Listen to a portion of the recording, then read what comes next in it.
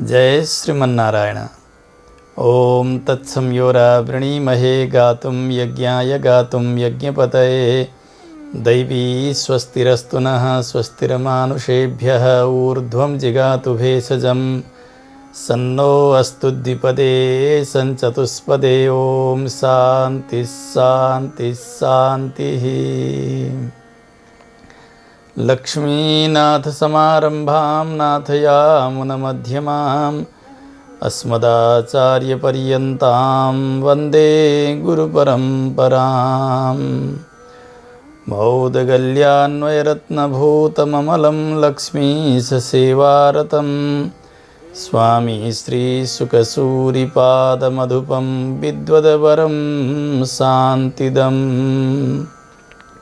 श्रीमद्भागवतादिशास्त्ररसिकं स्वाचार्यनिष्ठं सदा श्रीमद्देवकीनन्दनं गुरुवरं वन्दे कृपासागरम्। तस्मै रामानुजार्याय नमः परमयोगिने यः श्रुतिस्मृतिसूत्राणाम् अन्तर्ज्वरमसि समत्। ज्ञानानन्दमयं देवं निर्मलस्फटिकाकृतिम् आधारं सर्वविद्यानां हयग्रीवमुपास्महे।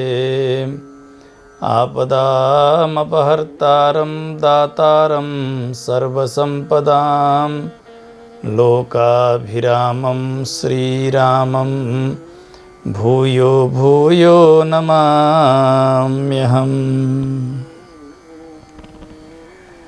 अखिलहेय प्रत्यनीक कल्याणैकतान श्वेतर समस्त वस्तु विलक्षण अनंत ज्ञानानंदैक स्वरूप परात्पर परब्रह्म परमेश्वर भगवान श्रीमन्नारायण को अत्यंत ही प्यारो तिथि एकादशी व्रतहरू विभिन्न देवतालाई उद्देश्य गरिएर विभिन्न फलका निमित्त अनुष्ठान गरिने हुन्छन्, परन्तु एकादशी भगवान सर्वेश्वर नारायणको मुखोल्लास र भगवान प्रसन्न भइबक्सेपछि भगवानद्वारा प्राप्त हुने धर्म अर्थ काम अनि मोक्ष यी चार प्रकारका पुरुषार्थहरूलाई लक्ष्य गरेर नै व्यक्तिले एकादशीको उपवास गर्ने गर्दछ।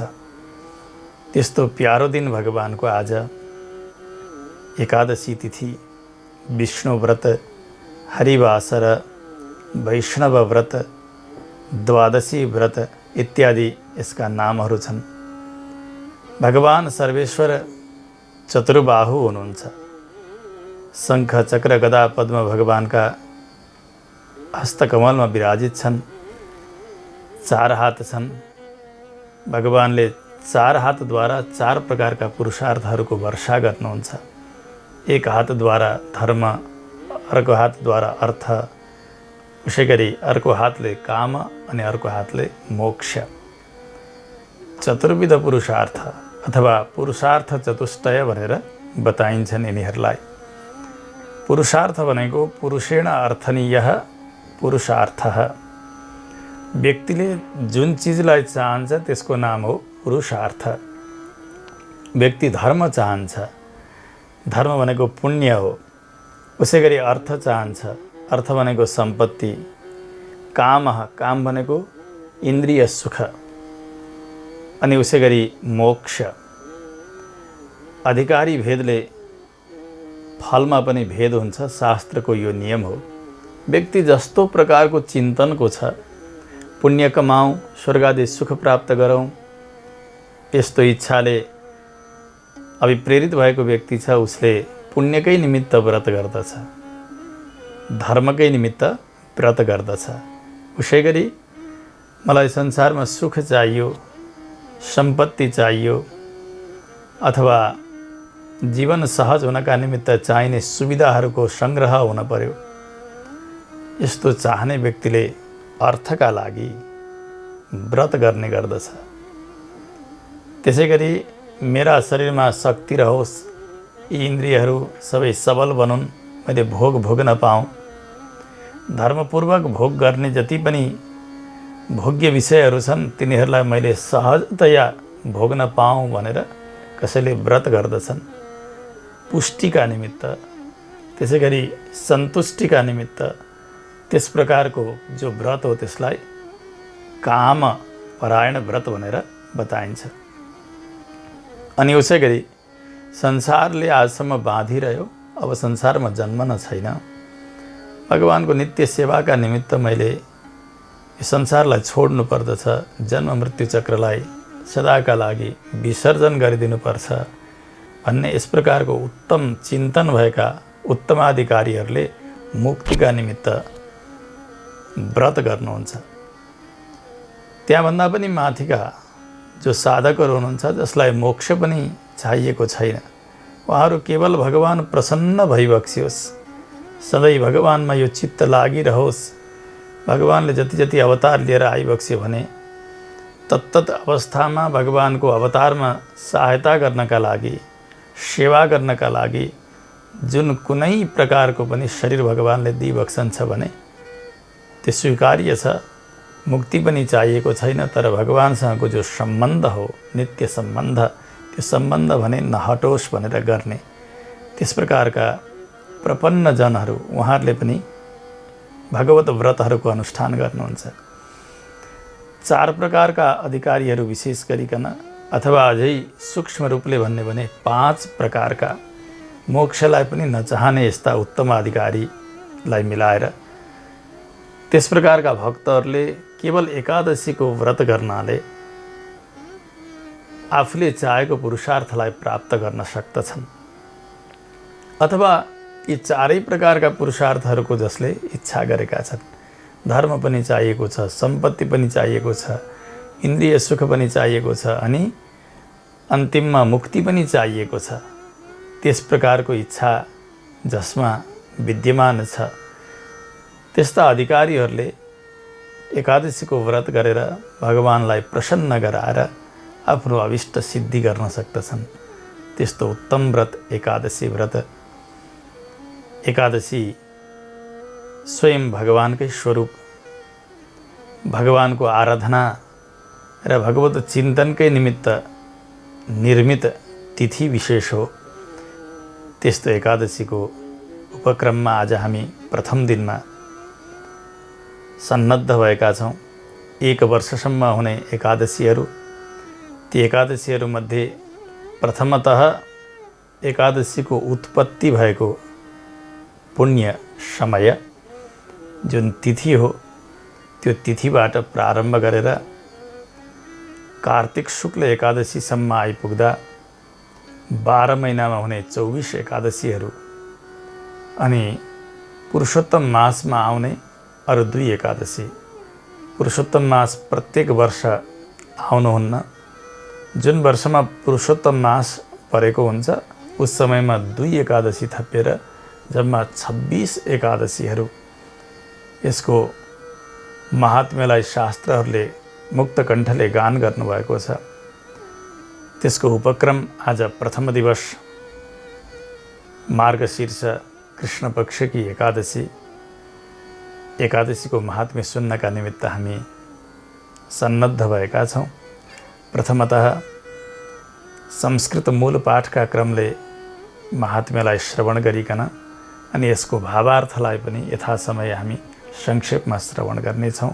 आउँ सबैले दत्तचित्त भएर भगवानमा मन लगाएर एकादशी व्रतको मूल पाठलाई श्रवण गरौँ।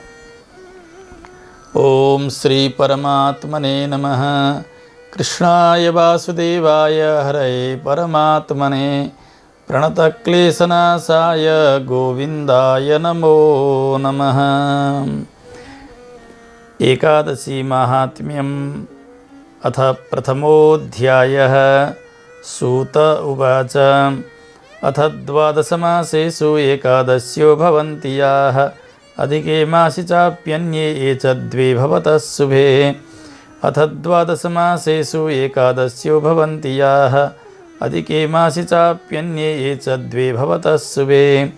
एवं 26 संख्याका एकादश्यो भवन्ति तासां नामान्यहं वच्मि शृणुध्वं सुसमाहिताः। उत्पन्ना मोक्षदा चापि सफला पुत्रदा तथा सर्तिलाख्या जयाख्या च विजया मलकीति च पापमोचनिकाख्या च कामदा च वरूथिनी मोहिनी चापराख्या च निर्जला योगिनी तथा विष्णोर्देवस्य शयनी पवित्रा पुत्रदा त्वजा परिवर्तिनीन्दिराख्या तथा पापाङ्कुशारमा देवोत्थानीति च प्रोक्ताश्चतुर्विंशतिनामभिः द्वे चाप्यधिकमासस्य पद्मिनी परमेति च अन्वर्थानि च नामानि सर्वासां विद्धि निश्चितं तद्धि सर्वं कथाभिस्तु स्फुटतां यास्यति ध्रुवं व्रतमुद्यापनं चासां यदि कर्तुं न शक्नुयात् तदा संकीर्तनान्नाम्नां सद्यस्तत्फलमाप्नुयात्।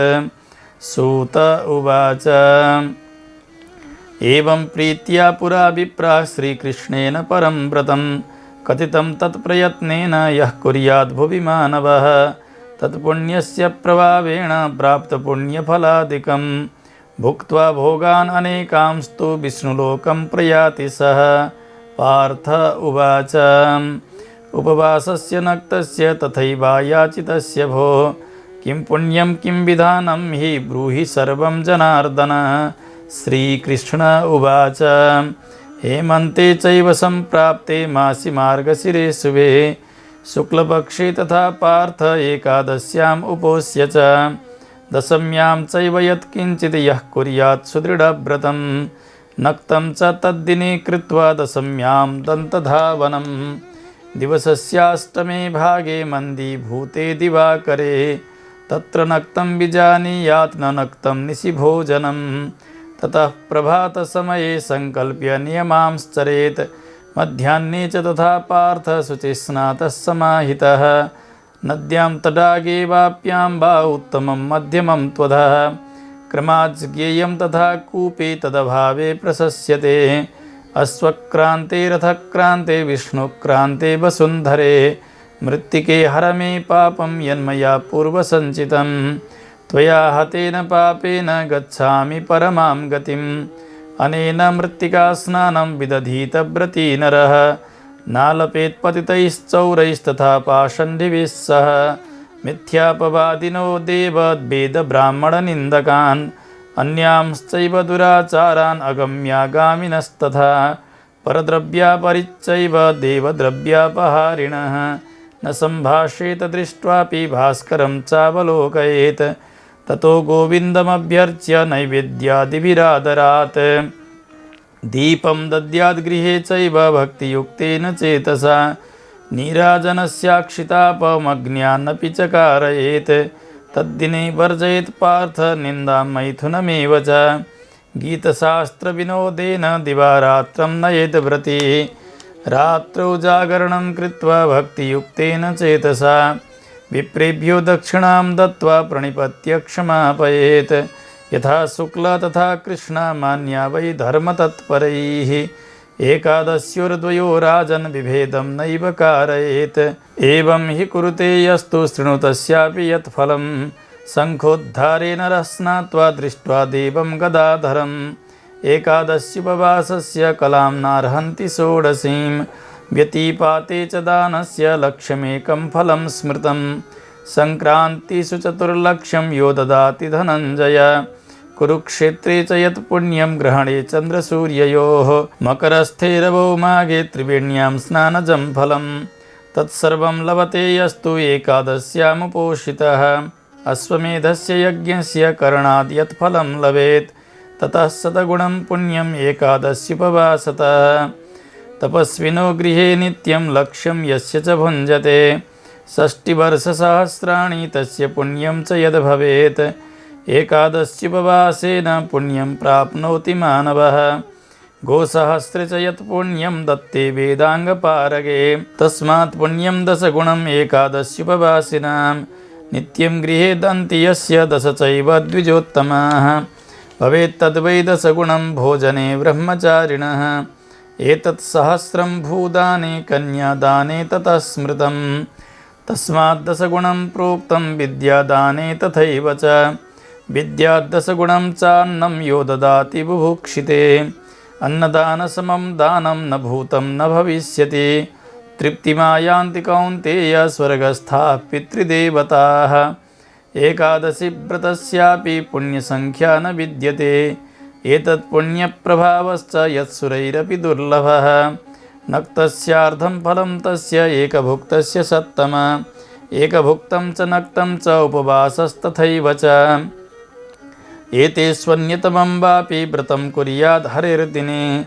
तावद् गर्जन्ति तीर्थानि दानानि नियमायमाः। एकादशी न सम्प्राप्ता यावत् तावन्मखा अपि। तस्माद् एकादशी सर्वैरुपोष्या भवभीरुभिः। न नखेन पिबेत्तोऽयं न हन्यान्मत्स्यसूकरान्। एकादश्यां न भुञ्जीत यन्मां त्वं पृच्छसेऽर्जुन। एतत्ते कथितं सर्वं व्रतानाम् उत्तमं व्रतम्। एकादशी समं नास्ति कृत्वा यज्ञसहस्रकम्। अर्जुन उवाच उक्ता त्वया कथं देव पुण्येयं सर्वतस्तिथिः। श्रोतुमिच्छामि तत्सर्वं पुण्याधिक्यस्य कारणम्। श्रीकृष्ण उवाच पुरा कृतयुगे पार्थ मुरुनामाहि दानवः। अत्यद्भुतो महारौद्रः सर्वदेवभयङ्करः। इन्द्रो विनिर्जितस्तेन ह्यत्युग्रेण च पाण्डव। इन्द्रेण कथितः सर्वो वृत्तान्तः शङ्कराय वै। सर्वलोकपरिभ्रष्टा विचरामो महीतले। उपायं ब्रूहि मे देव त्रिदशानां तु का गतिः। ईश्वर उवाच देवराजसुरश्रेष्ठ यत्रास्ति गरुडध्वजः। शरण्यश्च जगन्नाथः परित्राणपरायणः। तत्र गच्छामहे सर्वे सनः कार्यं विधास्यति।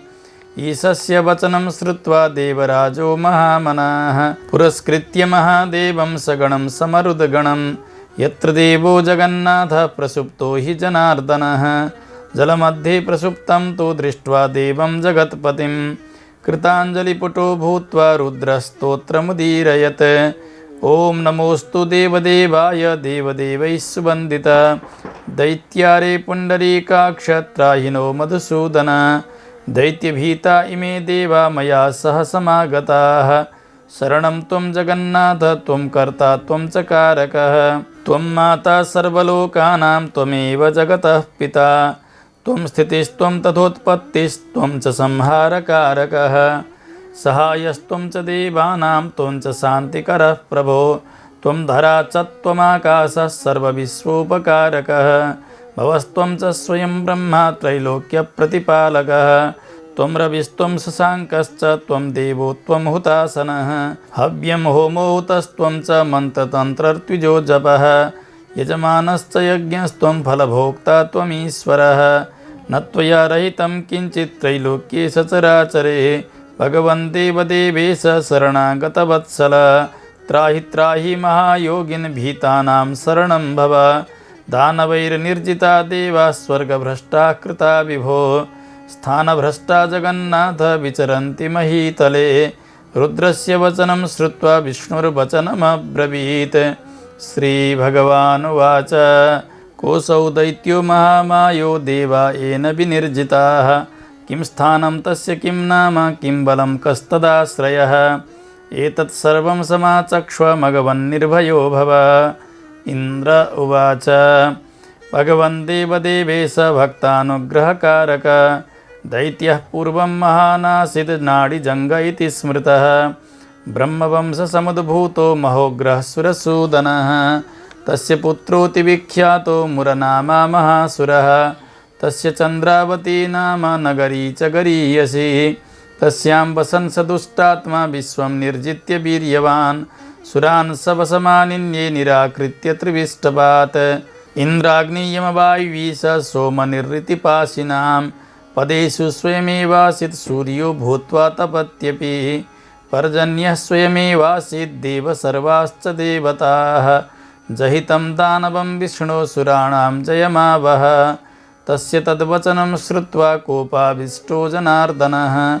उवाच शक्रं देवेन्द्र हनिष्ये तं महाबलं। प्रयान्तु सहिताः सर्वे चन्द्रावत्यां महाबलाः।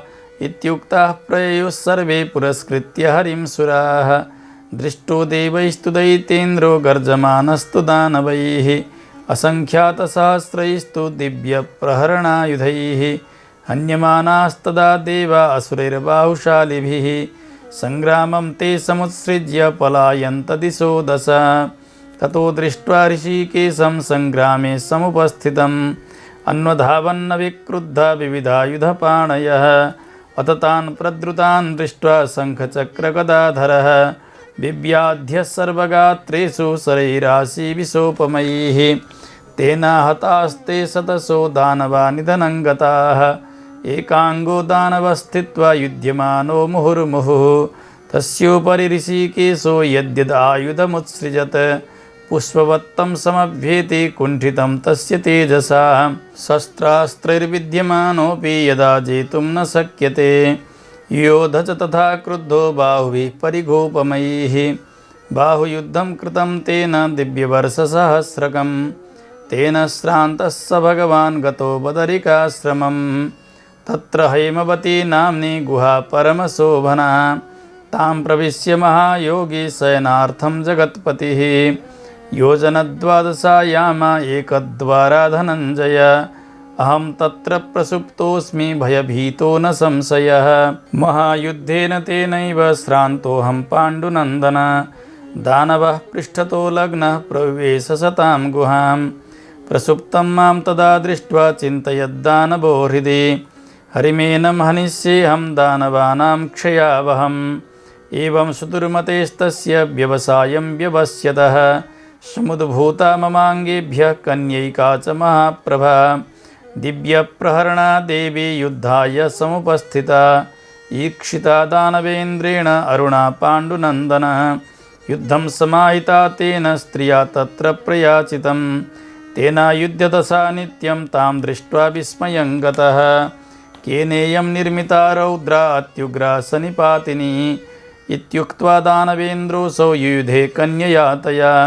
ततस्तया महादेव्या त्वरया दानवो बली छित्त्वा सर्वाणि शस्त्राणि क्षणेन विरथः कृतः बाहुप्रहरणोपेतो धावमानो महाबलात् तलेनाहत्य हृदये तया देव्या निपातितः पुनरुत्थाय सोऽधावत् कन्या हननकाङ्क्षया दानवं पुनरायान्तं रोषेणाहत्य तच्छिरः क्षणान्निपातयामास भूमौ तत्र महासुरं दैत्यः कृत्तशिरः सोऽथ ययौ वैवस्वतालयं शेषाभयार्दिता दीनः पातालं बिभिसुर्द्विषः ततः समुत्थितो देवः पुरो दृष्ट्वा सुरं हतं कन्यां पुरस्थितां चापि कृताञ्जलिपुटां नतां विस्मयोत्फुल्लवदनः प्रोवाच जगतां पतिः केनायं निहतः सङ्ख्ये दानवो दुष्टमानसः येन देवाः स गन्धर्वाः सेन्द्राश्च समरुद्गणाः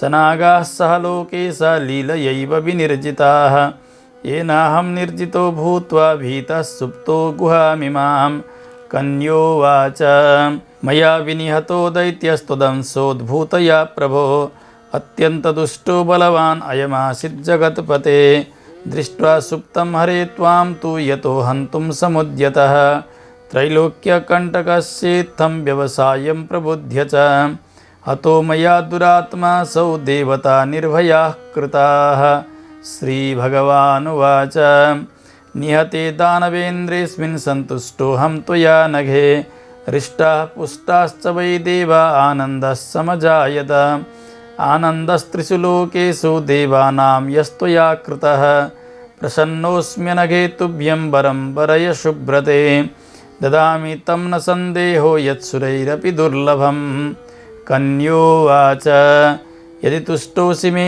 देव यदि देयो वरो मम तारयेऽहं महापापात् उपवासपरं नरम् उपवासस्य यत्पुण्यं तस्यार्धं नक्तभोजने तदर्धं च भवेत् तस्य एकभुक्तं करोति यः करोति व्रतं भक्त्या दिने मम जितेन्द्रियः स गत्वा वैष्णवं स्थानं कल्पकोटिशतानि च भुञ्जानो विविधान् भोगान् उपवासी जितेन्द्रियः भगवन् त्वत्प्रसादेन भवत्वेषवरो मम उपवासं च नक्तं च एकभुक्तं करोति यः तस्य धर्मं च वित्तं च मोक्षं देहि जनार्दन।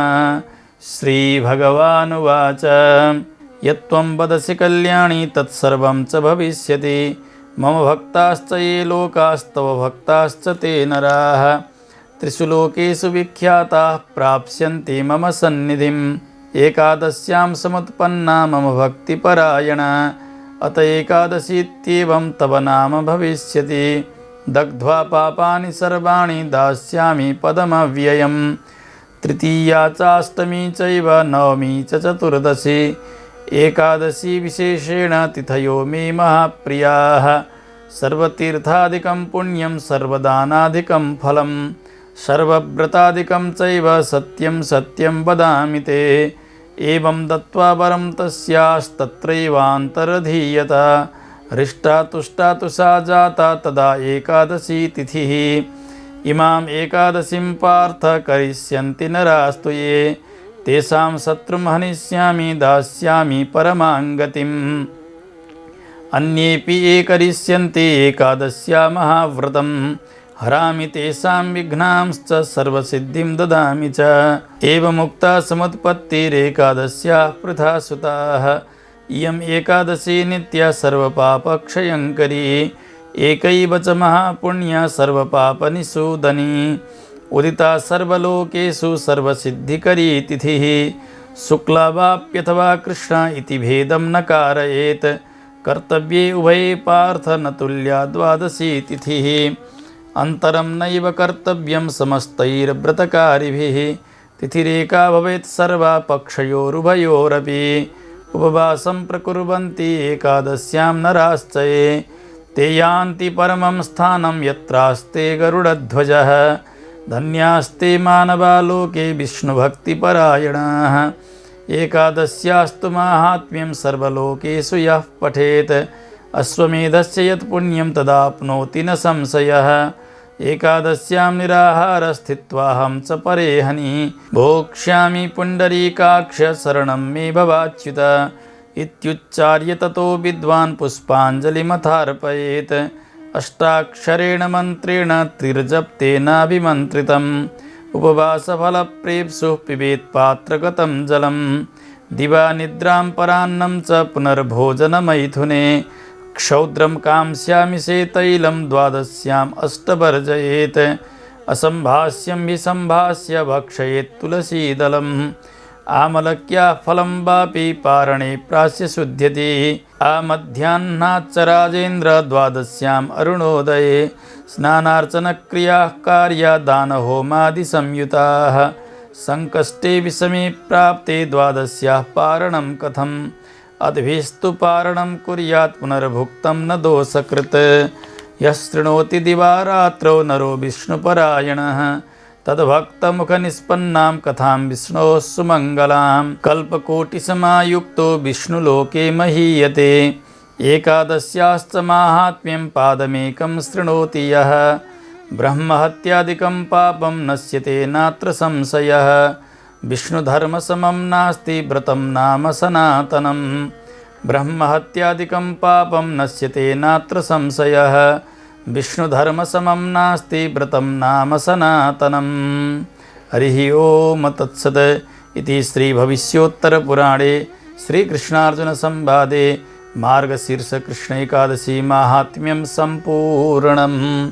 श्रीहरये नमः। कृष्णाय वासुदेवाय हरये परमात्मने प्रणतक्लेशनाशाय गोविन्दाय नमो नमः। एकादशीको मूल पाठलाई हामीले श्रवण गऱ्यौँ। मूल पाठ अवश्य पनि सुन्नु पर्दछ। देवभाषा भनिन्छ संस्कृत भाषालाई। संस्कृत भाषा भगवानका लागि अत्यन्तै प्रियकर भाषा। संस्कृत भन्नु नै विशेष प्रकारले संस्कार गरिएको भन्ने अर्थ हुन्छ। संस्कृत भाषा विशिष्ट भाषा, यसमा भगवानलाई रुचि बन्दछ। त्यसो हुनाले मूल पाठलाई सुनेर अनि कथा श्रवण गर्नुपर्दछ। हामीले श्रवण गऱ्यौँ। अब आउँ केही बेर आजकी एकादशीको कथासारलाई पनि हामी आफ्ना भाषामा पनि श्रवण गरौँ। एकादशी भगवानको तिथि हो, हामीले अघि पनि सुनिसकेका छौँ। भगवानलाई प्रसन्न गराउनका निमित्त जति व्रतहरू शास्त्रमा बताइएका छन् ती सबै व्रतहरूको राजा भनेको एकादशी व्रत। एकादशीका दिन भोजन गरेर अनि अरू व्रत गरिकन भगवानलाई प्रसन्न गराउँछु, देवताहरूलाई प्रसन्न गराउँछु भनेर लाग्नु त्यो व्यर्थ प्रयास हुन्छ। जसरी बालुवामा पानी खन्याएको खनाइ गरेर त्यहाँ पानी जमाउँछु भन्ने जो प्रयास निरर्थक हुन्छ, उसै गरी एकादशी व्रत नगरिकन अरू आइतबारबाट शनिबारसम्मका सबै व्रत गरे पनि, पूर्णिमाको व्रत गरे पनि, औँसीको व्रत गरे पनि अथवा अरू कुनै पर्व विशेषमा गरिने व्रतहरू हुन्, ती व्रत गरिए पनि कुनै पनि व्रतको कोही अर्थै छँदै छैन। यसोस्ले एकादशीका दिन धेरै सावधानी अपनाउनुपर्छ हामीहरूले। अरू धेरै व्रत गर्न सकिएनन्, एकादशी व्रत भने अवश्य पनि गर्नुपर्दछ। एकादशी व्रत गरिकन अरू व्रतहरू हुन सके तत्तत लक्ष्यका लागि, तत्तत फलका लागि भने त्यो ठिकै हुन्छ। शास्त्रले बताए अनुसारले तत्तत व्रतका अधिकारीहरूले तिनी व्रतहरूलाई गर्नु ठिकै हुन्छ। तर सबैका लागि अनिवार्य व्रत भनेको एकादशी व्रत। यो व्रतलाई भने हामीले धेरै नै सावधानीका साथ अपनाउनुपर्छ। शक्ति अनुसार पुरा निराहार रहेर अथवा जलपान मात्र गरेर अथवा दुग्धपान मात्रै गरेर अथवा फलाहार मात्रै गरेर अथवा कन्दमूल आहार गरेर अथवा भविष्य मध्यका भोजनहरूलाई स्वीकार गरेर आफूले प्रत्येक दिन गर्दै गरिएको भोजनमा केही न केही कमी ल्याएर व्रत गर्न सकिन्छ। अघि भनिए अनुसारले पुरा निराहारबाट गर्दै गरिएको भोजनमा सात्विकता ल्याएर त्यसमा पनि कमी ल्याएर त्यो पनि व्रत हुन सक्दछ। तपस्या भोग सङ्कोचः, शास्त्रले तपस्याको यसरी परिभाषा गर्नुभएको छ। जति भोग हो त्यो भोगमा सङ्कोच गरियो, कमी गरियो भने त्यो पनि एक प्रकारको तपस्या बन्दछ। हामी 3 टाइम भोजन गर्थ्यौँ अथवा 2 पटक गर्थ्यौँ, प्रशस्त गर्थ्यौँ। एक पटक मात्रै भोजन गर्ने, दिनभरि उपवास गर्ने अथवा फल मात्रै खाएर बस्ने दिनभरि, त्यसो गर्दाखेरि पनि एक प्रकारको व्रत नै हुन जान्छ।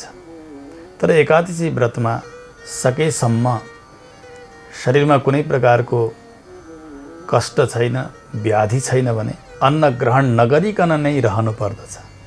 यही व्रतको स्वरूप हो। एकादशीका प्रमुख वक्ता भगवान श्रीकृष्ण हुनुहुन्छ र मुख्य श्रोताहरू पाण्डवहरू हुनुहुन्छ।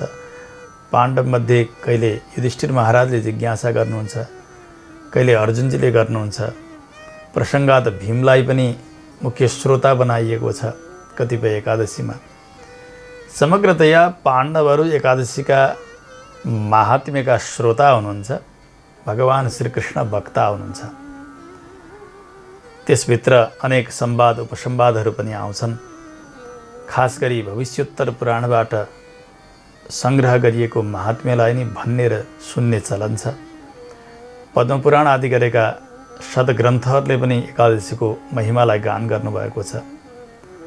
कतिपय महात्म्यहरू त्यसरी पनि सङ्ग्रहित भएका छन्। जहाँ जहाँ एकादशीको महिमा वर्णन गरिएको छ शास्त्रमा, तत्तत अंशलाई सङ्ग्रह गरेर ग्रन्थको रूप दिनुभएको छ ज्ञानीहरूले। एकादशी महात्म्य व्रतकथा भनेर, जसको आज पहिलो अध्यायलाई हामीले पाठका क्रमले श्रवण गऱ्यौँ।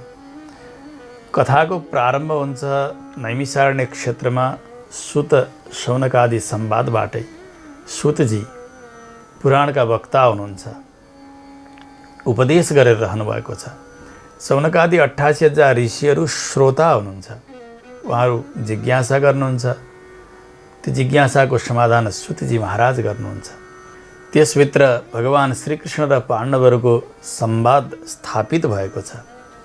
पहिले सुतजी महाराज ऋषिहरूलाई सम्बोधन गर्दै भन्नुहुन्छ, अथ द्वादश मासेषु एकादश्यो भवन्ति याः अधिके मासि चाप्यन्ये एतद्वे भवतः शुभे। हे ऋषियो, अब तपाईहरुलाई म एकादशीको महिमा सुनाउँछु। 12 महिनामा जति एकादशीहरू हुन्छन्, उसैगरी अधिक मासमा जति एकादशीहरू हुन्छन्, ती सबै एकादशीहरूका शुभ कथाहरूलाई म सुनाउने छु। 12 महिनामा 24 पक्षहरू, कृष्ण पक्ष र शुक्ल पक्ष, प्रत्येक महिनाका 12 दुने 24, यसरी प्रतिपक्षमा आउने एक एक एकादशीका क्रमले 24 एकादशीहरू 12 महिनाका अनि अधिक मासका अरू 2 एकादशीहरू, अधिक मासमा पनि शुक्ल पक्ष र कृष्ण पक्ष, यी मिलाइकन जम्मा 26 एकादशीहरू हुन्छन् ऋषि हो। तपाईहरु सुन्नुहोस् ध्यान दिएर। यिनीहरूका नामलाई मात्रै श्रवण गर्यो भने पनि व्यक्तिका अनन्त पाप राशिहरू समाप्त भएर जान्छन्।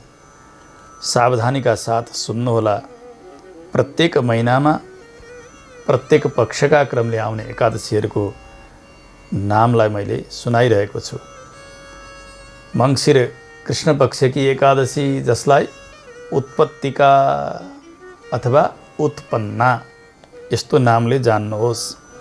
त्यसैगरी मङ्सिर शुक्ल पक्षमा मोक्षदा, उसैगरी पुषमा कृष्ण पक्षमा सफला, शुक्ल पक्षमा पुत्रदा नाम गरेका एकादशी, उसैगरी माघ महिनामा कृष्ण पक्षमा सर्तिला, शुक्ल पक्षमा जया नाम गरेकी एकादशी, फागुनमा विजया र आमलकी नाम गरेकी 2 एकादशीहरू, चैत्रमा पापमोचनी र कामदा नाम गरेकी एकादशी, त्यसैगरी वैशाखमा बरुथिनी र मोहिनी नाम गरेकी एकादशी, जेठमा अपरा र निर्जला नाम गरेकी एकादशी, असार महिनामा योगिनी र देवशयनी नाम गरेकी एकादशी, श्रावणमा पुत्रदा अनि पवित्रा नाम गरेकी एकादशी, भदौ महिनामा अजा र परिवर्तिनी नाम गरेकी एकादशी,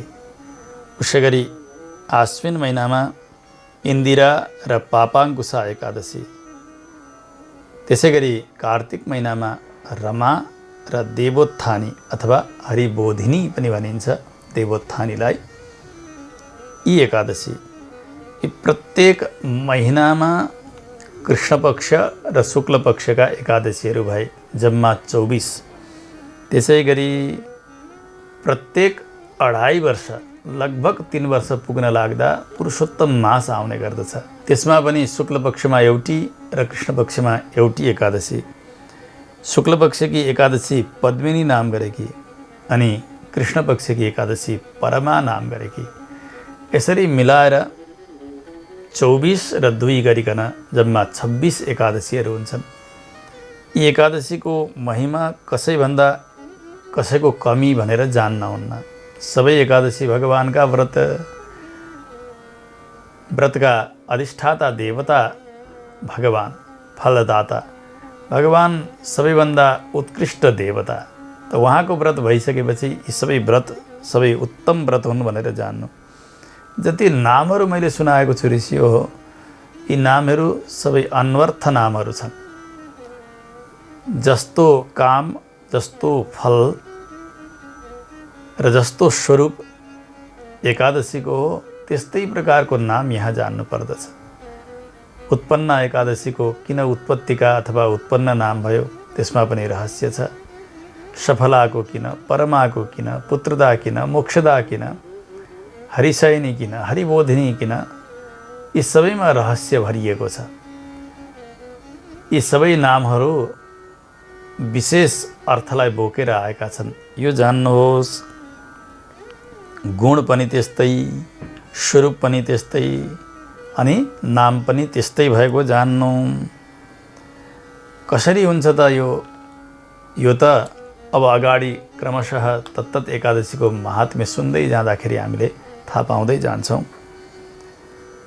एकादशीहरूको व्रत अनि उद्यापन, यसको क्रम पनि बताइएको छ अगाडि। अब त्यो पनि गर्न सकेन व्यक्तिले, व्रत राम्रोसँग हुन सकेन अथवा उद्यापन राम्रोसँग गर्न सकेन भने एकादशी तिथिका दिन भगवानको नाम संकीर्तन गरेर भगवानका कथा सुनेर भगवानमा चित्त लगाएर बस्यो भने पनि पूर्ण व्रतको फल उसले प्राप्त गर्दछ। शास्त्रले यसरी बताउनु भएको छ। रोगी छ, अशक्त छ, त्यस्ता अवस्थामा एकादशी तिथिका दिन भगवानलाई विशेष रूपले सम्झने, आफूले जानेका भगवानका पावन नामहरूको कीर्तन गर्ने, कीर्तन र कथा गर्न जान्ने व्यक्तिहरूबाट आफूले सुन्ने। अहिले त प्रविधिको माध्यम छ। ज्ञानीहरूले, आचार्यहरूले एकादशीको महात्म्य सुनाउनुहुन्छ, भगवानका कथाहरू सुनाउनुहुन्छ, कीर्तन गर्नुहुन्छ। तत्तत स्थानमा सुतेरै होस्, बसेरै होस्, जसरी तसरी पनि हामीले प्रविधिलाई प्रयोग गरेर श्रवण गर्न पाउँछौँ। त्यसरी सुन्नु पर्दछ एकादशी महात्म्यलाई।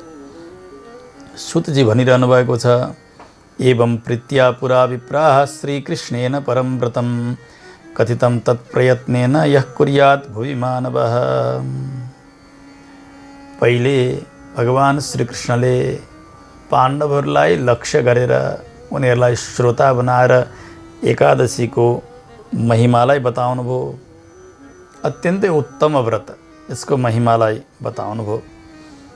त्यो महिमा अनुसार एकादशीका विधि अनुसार जसले एकादशीको उपवास गरेको छ त्यस्ता व्यक्ति पृथ्वीमा धन्य छन्। एकादशी व्रतका पुण्यका बलले यहाँको सुख र पारलौकिक सुखहरूलाई प्राप्त गरेका हुन्छन् व्यक्तिले। त्यति मात्र होइन, मोक्ष सुख जो नित्य सुख हो त्यो पनि एकादशी व्रतकै प्रभावले प्राप्त गर्न सक्दछ। यहाँको भोग भोग्न होस् अथवा परलोकको भोग भोग्न होस् अथवा वैकुण्ठको भोग भोग्न होस्, सबैका लागि उत्तम साधन भनेको एकादशी व्रत। यसरी बताउनु भएको छ श्रीकृष्णले पाण्डवहरूलाई लक्ष्य गरेर। पाण्डवहरूमध्ये अर्जुनजी जिज्ञासु पनि हुनुहुन्थ्यो र भगवानका साथमा धेरै समय बिताउनु भएको थियो। उहाँले एक दिन भगवानसँग हात जोडेर सोध्नुभयो, प्रभु उपवासस्य नक्तस्य तथैव याचितस्य भो किं पुण्यं किं विधानं हि ब्रूहि सर्वं जनार्दन। प्रभु, व्रतको फल के छ, अथवा दिनभर व्रत गरेर रात्रिमा भोजन गर्ने त्यस्ता व्रतालुहरूको फल के छ। त्यसै गरी नमागिकन अथवा नथपिकन भोजन गर्ने, एकपटक लिएको भोजन त्यति नै मात्रै गर्ने, त्यस्ता व्यक्तिको फल के छ, कस्तो पुण्य मिल्दछ उनलाई। अनि उपवासको विधान के छ, कसरी गर्नुपर्दछ र उपवासहरूमा सर्वोत्तम उपवास के हो त्यो पनि हजुरले बताइदिबक्सियोस्। भगवान श्रीकृष्णले भन्नुभयो, अर्जुन, हेमन्त ऋतुमा एउटा पावन महिना आउँछ, मङ्सिर महिना।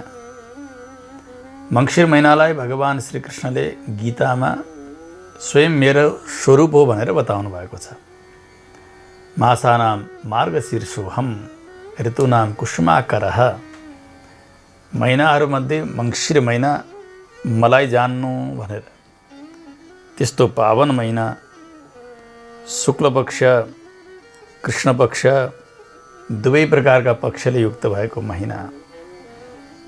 त्यस समयमा एकादशी तिथि कृष्णपक्षमा एउटी र शुक्लपक्षमा एउटी एकादशी। त्यस्तै एकादशी तिथि आउँछिन्। एकादशी तिथिका अघिल्ला दिन पर्ने जो दशमी तिथि हो, त्यसै समयबाट व्यक्तिले नियमहरूलाई पालन गर्नुपर्दछ। नक्तं च तद्दिने कृत्वा दशम्यां दन्तधावनम। जब नक्तकाल, नक्त भनेको रात्रिलाई बताइन्छ, त रात्रि भनेको जब सूर्य अस्ताउन लाग्नुहुन्छ, पहेँला पहेँला स्वरूपका बन्नुभएको हुन्छ, त्यो समयबाट नक्तकाल प्रारम्भ हुन्छ। हो, त्यस समयमा दन्तधावन गर्नुपर्दछ। दशमीका दिन, भोलि एकादशी छ भन्दा अघिल्ला दिन, साँझ पर्नुभन्दा अगाडि दन्तधावन विधिसँग। अब अहिले त दन्तधावन गर्नलाई ब्रस लिएर मञ्जन लगाएर गरिन्छ, त्यस्तो होइन। निम्ब भो अथवा त्यसै गरी बदरी भनेको एउटा बैर, अनि अपमार्ग, उसै गरी कदम्ब कदम्ब भनेको एउटा धेरै फिँज आउने कदम हुन्छ, साना साना दाना फल्ने, बार लगाइने हुन्छ, त्यो ठुलो कदम्बको वृक्ष होइन हो। त्यस्ता प्रकारका दन्तधावनका लागि शास्त्रले बताइएका काठ लकडी प्रमाणअनुसार ल्याएर त्यसबाट दन्तधावन गर्ने। दिनको 8औं भाग जब सूर्य अत्यन्तै मन्द बन्दै जानुभएको हुन्छ, पहेँला हुँदै हुँदै अब तेज कम हुँदै हुँदै गएको हुन्छ, त्यस समयलाई नक्तकाल भनेर बताइएको छ। परन्तु रात्रिका समयमा नक्तम निशि भोजनम न, रात्रिका समयमा भोजन त निषेध गरिएको छ। त नक्तकाल भोजनका लागि उपयुक्त अनि रात्रिमा भोजन नगर्नु। यी दुईटै कुरालाई मिलाउँदा के हुन्छ भने दिनभर म उपवास गर्छु अनि रात्रिमा हविष्य लिन्छु, अथवा बिहान भोजन गर्छु अनि रात्रिमा मैले हविष्य लिन्छु भोलिको एकादशीका लागि भनेर जसरी साधकले निश्चय गरेका छन्, त्यही अनुसारले दशमीका दिन बिहानको भोजन गरेर सूर्य पहेँला हुन लागेपछि दन्तधावन गर्ने, शुचि हुने, सन्ध्या गर्ने, भगवानलाई स्मरण गर्ने, सन्ध्या कटेपछि भगवानको आराधना सम्पन्न गरेर हविष्य भोग लगाउने र त्यसलाई ग्रहण गरेर भगवानको चिन्तन गर्दै गर्दै सुत्ने। त्यस दिन पनि ब्रह्मचर्यमा रहनु पर्दछ, सहवासादि दोषबाट बचेर रहनु पर्दछ। रात्रि बित्यो, प्रातःकाल चाँडै उठ्ने, भगवानलाई सम्झने, आफ्ना आचार्यबाट प्राप्त भएका मन्त्रहरू छन् ती मन्त्रहरूको याद गर्ने, भगवानको नाम लिने, त्यस पछाडि स्नानका निमित्त जानुपर्छ। यद्यपि यहाँ मध्याह्नकाल स्नानका लागि बताइएको छ। यो मध्याह्नकाल एकादशीका दिन बिहानभरि ननुहाइकन रहनुपर्छ भन्नका निमित्त होइन। यो प्रातःकाल उठेर हरिस्मरण गरिसकेपछि, आफ्ना गुरुको पनि स्मरण गरिसकेपछि त्यस पछाडि शौचादि क्रियामा लागिहाल्न पर्दछ, लागेर स्नान गर्नुपर्दछ। त मध्याह्नसम्म पनि भगवानको सेवा, भगवानको स्मरण गर्दै रहनु, नित्यकर्म जसरी अरू बेला गरिन्छ त्यसमा अझै विशेष रूपले भगवानको आराधना गर्दै रहनु भन्नका लागि मात्र यहाँ मध्याह्न भनिएको हो।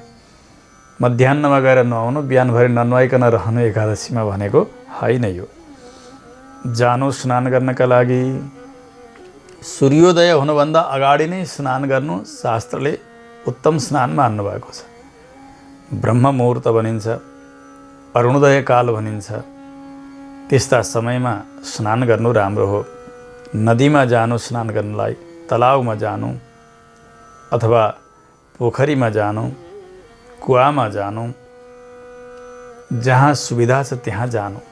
नदीमा पनि समुद्रगा नदी, समुद्रसम्म पुगेकी नदी हुन्, गङ्गा आदि गरेकी, अथवा हिमनदी, हिमालयबाट प्रकट भएकी नदी, यस प्रकारकी नदीहरू शास्त्रले जसको प्रशंसा गर्नुभएको छ त्यस्तामा गएर स्नान गर्नु उत्तम हुन्छ। सधैँ त यो सम्भव छैन, तीर्थमा बास गर्नेका लागि मात्र यो अनुकूल हुन्छ।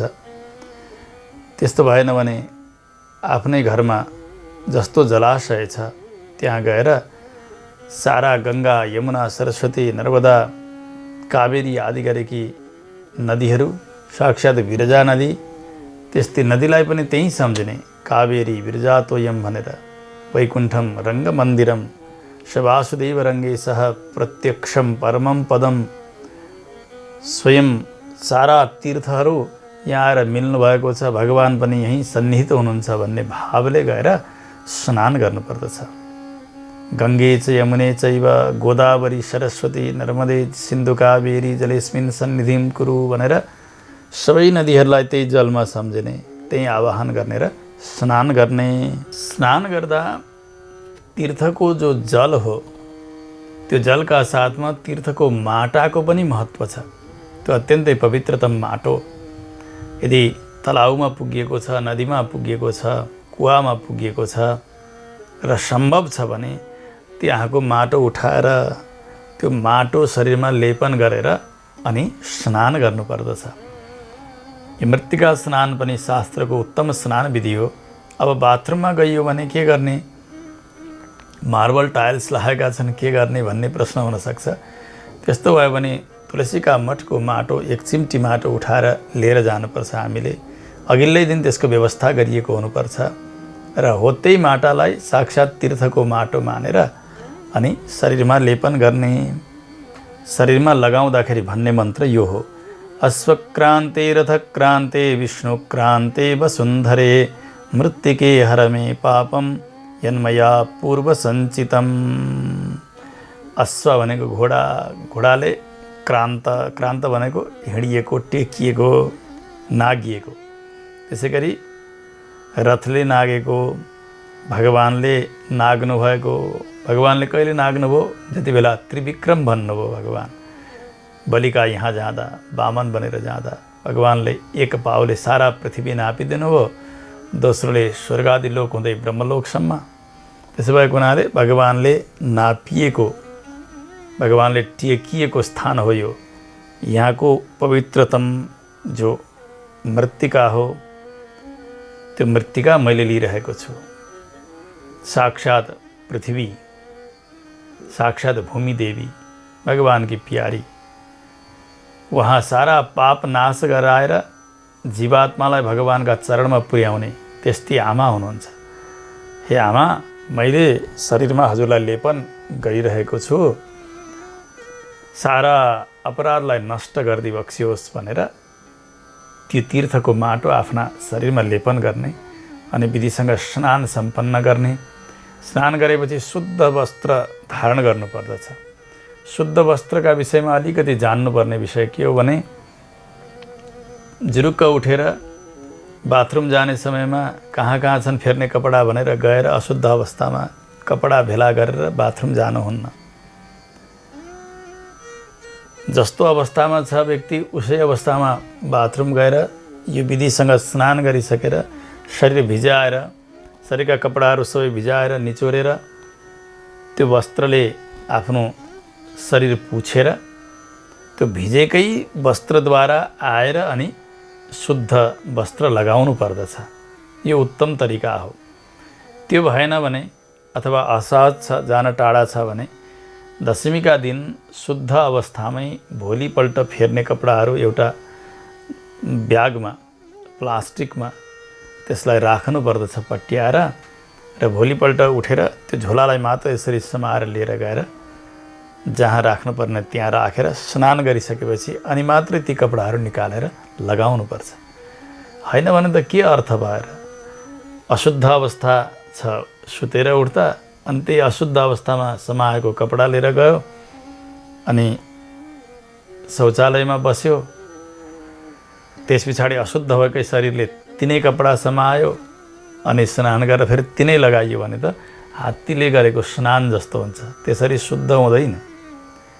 शुद्ध हुनका लागि बाथरुम गइएका जति कपडाहरू छन् ती कपडाहरू उहीँ भिजेर निचोरेर अनि त्यो निचोरेर फेरिएका कपडाहरू मात्रै लगाएर आएर शुद्ध कपडा छुनु पर्दछ।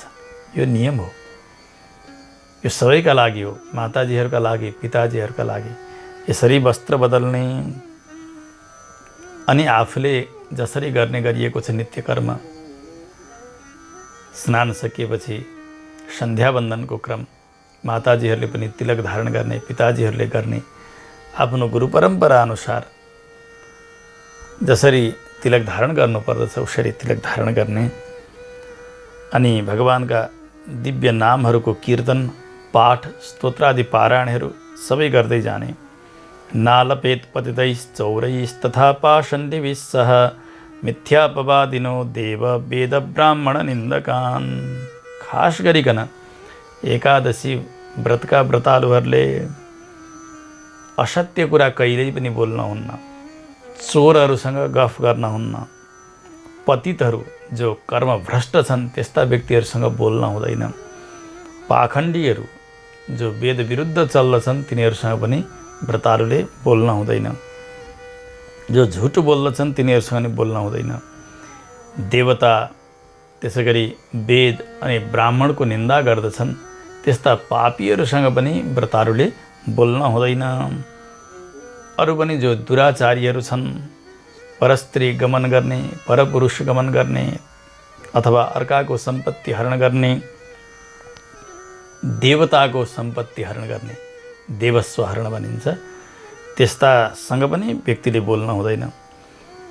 बोल्न हुँदैन मात्र होइन, तिनीहरूलाई देखिहाल्यो भने यसो सूर्य दर्शन गर्नुपर्दछ अनि विशेष स्नान गर्नुपर्दछ अनि मात्रै शुद्धि हुन्छ। त्यस पछाडि भगवानको अर्चना विशेष आराधना गर्नुपर्दछ। ततो गोविन्दम अभ्यर्च्य नैवेद्यादिभिरादरात्, श्रद्धासँग षोडशोपचारद्वारा भगवानको आराधना गर्ने, आरती गर्ने, भक्तिले युक्त भएर।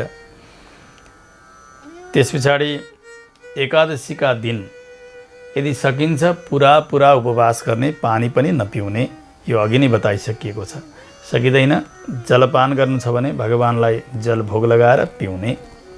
त्यो सकिँदैन, फल भनेको यसरी फल्नेलाई मात्रै फल भनिन्छ। सुठुनीलाई, सिमल तरुललाई फल भनिँदैन, यिनीहरू फलाहार होइनन्। फल भनेको त माथि फल्नेलाई फल भनिन्छ। स्याउ, सुन्तला, त्यसरी कदली, केरा फल, यी अरू पनि फलहरू जति छन् तिनीहरूलाई फल भनिन्छ। अब त्यसकै साथमा उसलाई पनि चलाउन थालिएपछि त्यसलाई पनि फल भन्न थालिएको मात्रै हो, व्यवहार मात्रै हो। यिनीहरू त कन्दमूल हुन्। फापरलाई पनि फलाहार भन्न थालियो, हुँदै काहीँ मकैलाई फलाहार, काहीँ गहुँलाई फलाहार, यसरी अरूहरूलाई पनि फलाहार भन्न थालियो।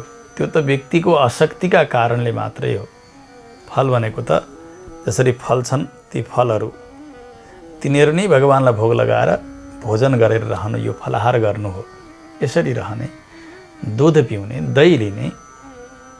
अब त्यसबाट पनि पार लागेन भने अघि भने जस्तै अब कन्दमूल, सुटुनी, तरुल, उसै गरी फर्सीलाई पनि फलाहारमा लिइन्छ। फर्सी भयो, यस्ता चिजहरू भोग लगाउने। त्यो पनि सकिएन भने अघि भने जस्तै फापर, सामा आदि गरेका यस्ता चिजहरूलाई भोग लगाउने।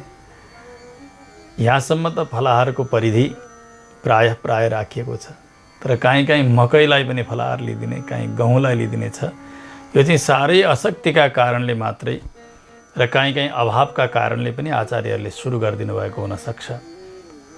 यो भने केही नहुँदा, केही उपाय नहुँदा र शरीर नटिक्दाखेरिको मात्रै फलाहार, परन्तु गहुँ, मकै इत्यादि फलाहार कोटीमा आउँदैनन्। यो चाहिँ बुझिरहनुपर्छ हामीले। अनि जुन दिन एकादशीको व्रत छ त्यस दिन निन्दा गर्न हुन्न कसैको पनि, कहिल्यै हुँदैन। त्यसमा पनि व्रतका दिनमा हुँदैन। उसै गरी मैथुन गर्न हुँदैन। अनि गीत सङ्गीत, जो लौकिक गीत हुन् अथवा लौकिक सङ्गीतहरू छन्, गीतहरू छन्, श्रृङ्गार रसपरक जति गायनहरू छन्, यिनीहरूलाई सुन्न हुन्न। गाउनुपर्छ भगवानकै नाम, भगवानकै भजन, भगवानकै पाठ, सुन्नुपर्छ भगवानकै कथा, भगवानकै नाम। यसरी नै रहनुपर्दछ। गीतशास्त्र विनोदेन दिवारात्रम नयेदव्रती, भगवानको पाठ गरेर दिन बिताउने, रात बिताउने, रात्रिका समयमा जागरण गर्ने, अत्यन्तै भक्तियुक्त बनेर सकेसम्म ब्राह्मणहरूलाई दक्षिणा दिने। दक्षिणा दिइसकेर फेरि अपराधका लागि क्षमा याचना पनि गर्नुपर्छ। ममा कति धेरै अपराध छन्, ती अपराधहरू क्षमा गरिदिबक्सियोस् भनेर ब्राह्मणहरूबाट क्षमा याचना गर्नुपर्छ। चाहे शुक्ल पक्षकी एकादशी हुन्, चाहे कृष्ण पक्षकी एकादशी हुन्, बराबर मान्नु पर्दछ एकादशीलाई। कहिल्यै भेद गर्न हुन्न राजन। कसैले भेद गर्दछन् भने उनलाई कुनै एउटी एकादशी लिएर अर्की एकादशीको निन्दा भयो भने त्यो लिएकी एकादशीको फल पनि मिल्दैन। कृष्ण पक्षकी एकादशी पनि उत्तिकै फल दिनेवाली, शुक्ल पक्षकी एकादशी पनि उत्तिकै फल दिनेवाली भनेर जान्नु पर्दछ। यति धेरै महत्त्व छ राजन, सुन्नुहोस्। शङ्खोद्धार नाम गरेका क्षेत्रमा स्नान गरेर भगवान श्री गदाधरको दर्शन गर्दा जति फल मिल्दछ त्यो फल त एकादशी उपवास गर्ने व्यक्तिले जति फल पाउने हो त्यो फलको 16 भागको 1 भाग बराबर पनि हुँदैन। त्यति ज्यादा महत्त्व छ एकादशीको। त्यसै गरी व्यतिपात योग, त्यसबेला दान गर्दा जति फल मिल्ने हो त्यसको 1 लाख गुणा ज्यादा फल मिल्दछ एकादशी व्रतको। त्यसै गरी सङ्क्रान्तिमा जति दान गर्दा फल मिल्ने हो त्यसको 4 लाख गुणा ज्यादा एकादशी व्रत गर्नाले प्राप्त हुन्छ। कुरुक्षेत्रमा सूर्यग्रहण र चन्द्रग्रहणका समयमा स्नान गर्दा र दान गर्दा जति पुण्य प्राप्त हुने हो त्योभन्दा धेरै एकादशी व्रत गर्नाले मिल्दछ। त्यसै गरी मकर राशिमा सूर्य गएका समयमा माघ महिनामा गङ्गा, यमुना र सरस्वती यी 3को त्रिवेणीमा गएर स्नान गर्दा जुन फल मिल्दछ त्यो फल एकादशीको व्रत गर्नाले सहजै मिल्दछ। अहिले बताइएका जति पनि कर्महरू छन्, दान छन्, तीर्थक्षेत्रको वास र त्यहाँबाट जति फल मिल्ने भनेर बताइएको छ सारा फल केवल एकादशीको व्रत गर्नाले मात्रै प्राप्त हुन्छ। अश्वमेधस्य यज्ञस्य करणात् यत् फलं लभेत् ततः शतगुणं पुण्यम एकादश्युपवासतः। हे अर्जुन, हे महाराज युधिष्ठिर, हे पाण्डवहरू हो, सुन्नुहोस्, अश्वमेध यज्ञ गर्दा जति फल मिल्ने हो त्यसको 100 गुणा फल केवल एकादशीको उपवास गर्नाले मिल्दछ। तपस्वी व्यक्तिहरूलाई आफ्ना घरमा 1 लाखका सङ्ख्यामा तपस्वीहरूलाई भोजन गराउँदा जति फल मिल्ने हो त्यो पनि 60 वर्ष सहस्राणी।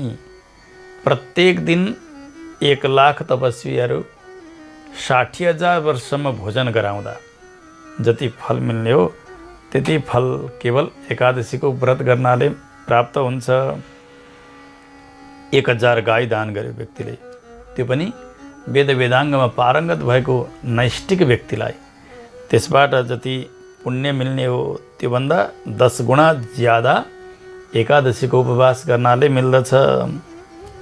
त्यसै गरी प्रत्येक दिन 10 जना उत्तम ब्राह्मणहरू जसका घरमा भोजन गर्दछन् त्यो भोजन गराउनेलाई जति फल मिल्ने हो त्यो फलभन्दा उत्तम फल त्यो ब्राह्मणहरूले भोजन गर्दा जति प्राप्त हुन्छ पुण्य त्यसको 10 गुणा फल ब्रह्मचारीहरूलाई भोजन गराउँदा मिल्दछ। त्यसको 1000 गुणा फल पृथ्वी दान गर्दा मिल्दछ। त्यसको पनि 1000 गुणा ज्यादा फल कन्यादान गर्दा मिल्दछ। कन्यादानको पनि 10 गुणा ज्यादा फल विद्यादान गर्नाले मिल्दछ। विद्यादानको पनि 10 गुणा ज्यादा अन्नदान, जो भोकाएको व्यक्ति होस् त्यसको प्राणी जान लागेको होस् त्यसबेला अन्नदान गरियो भने विद्यादानको पनि 10 गुणा फल मिल्दछ। शास्त्रले यसरी बताउनु भएको छ। अन्नदान बराबर दान अरू कुनै पनि छैन। अन्नदान समम दानम न भूतम न भविष्यति तृप्तिमा यान्ति कौन्तेय स्वर्गस्था पितृदेवताः। यहाँ भोकाएको व्यक्तिलाई एउटै चिजले भो बनाउँछ, त्यो हो अन्नदान। संसारमा कुनै चिज दिएर पनि व्यक्तिलाई पुग्दैन। जति दियो उति माग्दछ, अरू आश गर्दछ, तर भोजन दिँदै जानु। भोजन गर्दै गएपछि जब अघाउँछ भयो भन्दछ व्यक्तिले। त्यसो हुनाले अन्नदान सबैभन्दा ठुलो दान। कलियुगमा त कलावन्नगता प्राणाः, कलियुगमा प्राण अन्नमा गएर बसेको हुन्छ। यसुसले पनि प्राण रक्षा हो अन्नदान भनेको। प्राण रक्षा सबैभन्दा ठुलो दान हो, ठुलो कर्म हो। त्यसो हुनाले अन्नदान, त्यस्तो अन्नदानले यहाँका व्यक्तिहरू मात्रै तृप्त हुने होइनन्, त्यो अन्न दिनेवाला उनका जति पनि पितृहरू छन् ती पितृहरू देवताहरू सबै प्रसन्न रहन्छन्, अत्यधिक फल दिन्छन्। त्यसो हुनाले एकादशी व्रतको पुण्यको सङ्ख्या गरेर सकिन्न। हे राजन, देवताहरूले पनि प्राप्त गर्न अत्यन्तै दुर्लभ फल एकादशीको व्रत गर्ने व्यक्तिले प्राप्त गर्दछ। त्यसमा रात्रिमा भोजन गर्ने, दिनभर उपवास गर्ने त्यस्ता व्यक्तिले आधा फल प्राप्त गर्ने हुन्। उसै गरी दिनमा भोजन गर्ने, रात्रिमा उपवास गर्ने त्यस्ता व्यक्तिले त्यसको पनि आधा मात्रै फल प्राप्त गर्ने हुन्। परन्तु पुरा दिन रात उपवास गरेर बिताए कसैले भने उसको पुण्यको त के लेखाजोखा गर्न सकिन्छ र। यो भगवानको दिन हो। सारा तीर्थहरू, व्रतहरू, दान, नियम, यम त्यतिन्जेलसम्म मात्रै उनीहरूले गर्जना गर्दछन् जति बेलासम्म एकादशीको उदय हुँदैन। यज्ञहरूले पनि त्यस बेलासम्म गर्जना गर्दछन्, हामी यति फल दिन्छौँ, उति फल दिन्छौँ भनेर। जति बेलासम्म एकादशीको उदय हुन्न, एकादशीको उपवास, त्यो उपवासबाट प्राप्त हुने जो पुण्य हो त्यो अरू कुनै प्रकारको दानले, कुनै प्रकारको यज्ञले पनि प्राप्त हुँदैन। न नखेन पिबेत् त्वयं न हन्यान् मत्स्यसूकरान् एकादश्यां न भुञ्जीत यन्मां त्वं पृच्छसे अर्जुन। अर्जुनजी, नङद्वारा पानी पिउन हुन्न। न नखेन पिबेत् त्वयं, यसरी हात चोबेर नङबाट यसरी पानी पिउन हुँदैन। धेरै पटक हामीले भनि पनि सकेका छौँ, यसै पानी पिउन त हुँदैन। तुलसीमा जल चढाएर देब्रे हातले जल खन्याएर अनि दाहिने हात यसरी थापेर यसरी नङले तरर पानी पिउने चलन छ आमाहरूको। यो त झन् धेरै अपराध हो। यसो गर्न हुँदैन। नङबाट पानी पिउनै हुँदैन, एउटा अपराध। दोस्रो, तुलसीमा देब्रे हातले पानी खन्याउनै हुँदैन, त्यो अर्को अपराध। त्यसमा पनि स्त्री जातिको देब्रे हात, त्यो देब्रे हातले दिएको जो भोजन हुन्छ, सामग्री हुन्छ, त्यो साक्षात् गो मांस बराबर हुन्छ भनेर शास्त्रले बताएका छन्। अनि देब्रे हातले दिनु तुलसीमा, त्यस पछाडि त्यो यसरी नङले पानी पिउनु दोस्रो अपराध।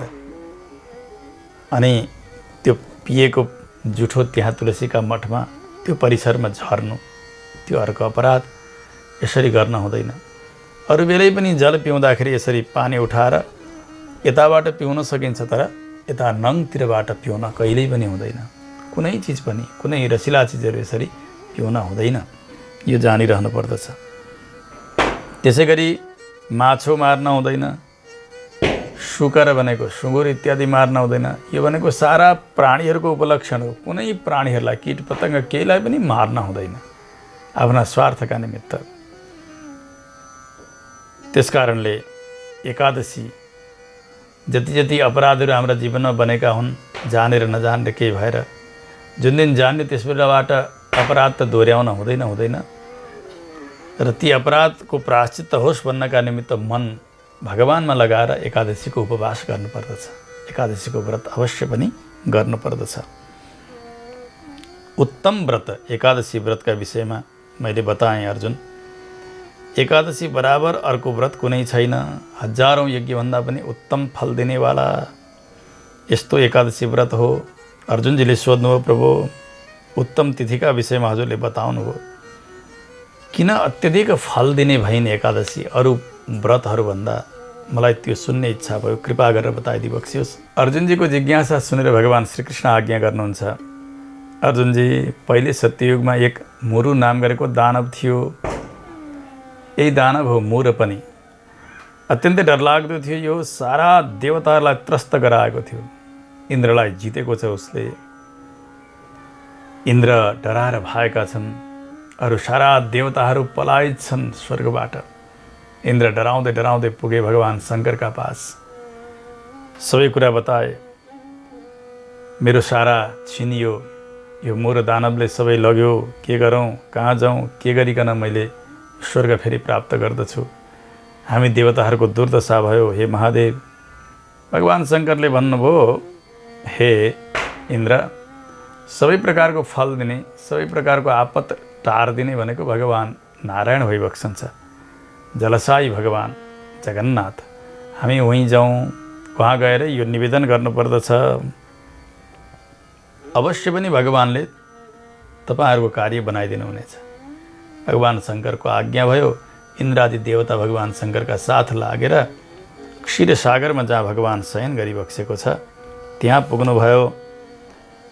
शयन गरिबक्सेका भगवानको स्तुति भगवान शङ्करले इन्द्रादि देवताहरूका तर्फबाट गरिदिनु भयो। सबै हात जोडेर बसेका छन्। प्रभो ओम नमोस्तु देवदेवाय देवदेवै सुवन्दित दैत्यारे पुण्डरीकाक्ष त्राहिनो मधुसूदन। हे प्रभु, हजुर देवताका देवता भइबक्सन्छ, सबैद्वारा वन्दित हुनुहुन्छ, दैत्यहरूका विनाशक हुनुहुन्छ, शत्रु हुनुहुन्छ, कमलनयन हुनुहुन्छ। हे मधुसूदन, हजुर हामीहरूको रक्षा गरिबक्सियोस्। दैत्यहरूद्वारा सारा देवताहरू त्रस्त छन्, डराएका छन्, यहाँ आएका छन्, हजुरका शरणमा छन्। हजुर जगन्नाथ हुनुहुन्छ, हजुर नै कर्ता हुनुहुन्छ, कारक हुनुहुन्छ, हजुर नै माता हुनुहुन्छ, सबैका पिता हुनुहुन्छ। जगतलाई बनाउने, पालन गर्ने, सम्हार गर्ने, जगतका एकमात्र मूल कारण भनेका हजुर नै हुनुहुन्छ। सम्पूर्ण देवताहरूको सहायता गर्नेवाला हजुर नै हुनुहुन्छ, शान्ति गरिदिनेवाला पनि हजुर नै हुनुहुन्छ। हजुर नै पृथ्वी हुनुहुन्छ, आकाश हुनुहुन्छ, सबैको उपकारक हुनुहुन्छ। स्वयं रुद्रका रूपले पनि हजुर नै हुनुहुन्छ, ब्रह्माका रूपले पनि हजुर नै हुनुहुन्छ, सूर्यका रूपले, चन्द्रका रूपले, अग्निका रूपले, हवनीय द्रव्यका रूपले, होम यज्ञका रूपले, त्यसै गरी मन्त्र तन्त्र अनि ऋत्विज जप यजमान यज्ञ फलभोक्ता ईश्वर सबै नै हजुर होइबक्सन्छ। नत्वया रहितं किञ्चित् त्रैलोक्ये सचराचरे भगवन् देवदेवेश शरणागतवत्सल। त्रैलोक्यमा हजुर बिनाको कुनै पदार्थ छैन, कुनै स्थिति छैन।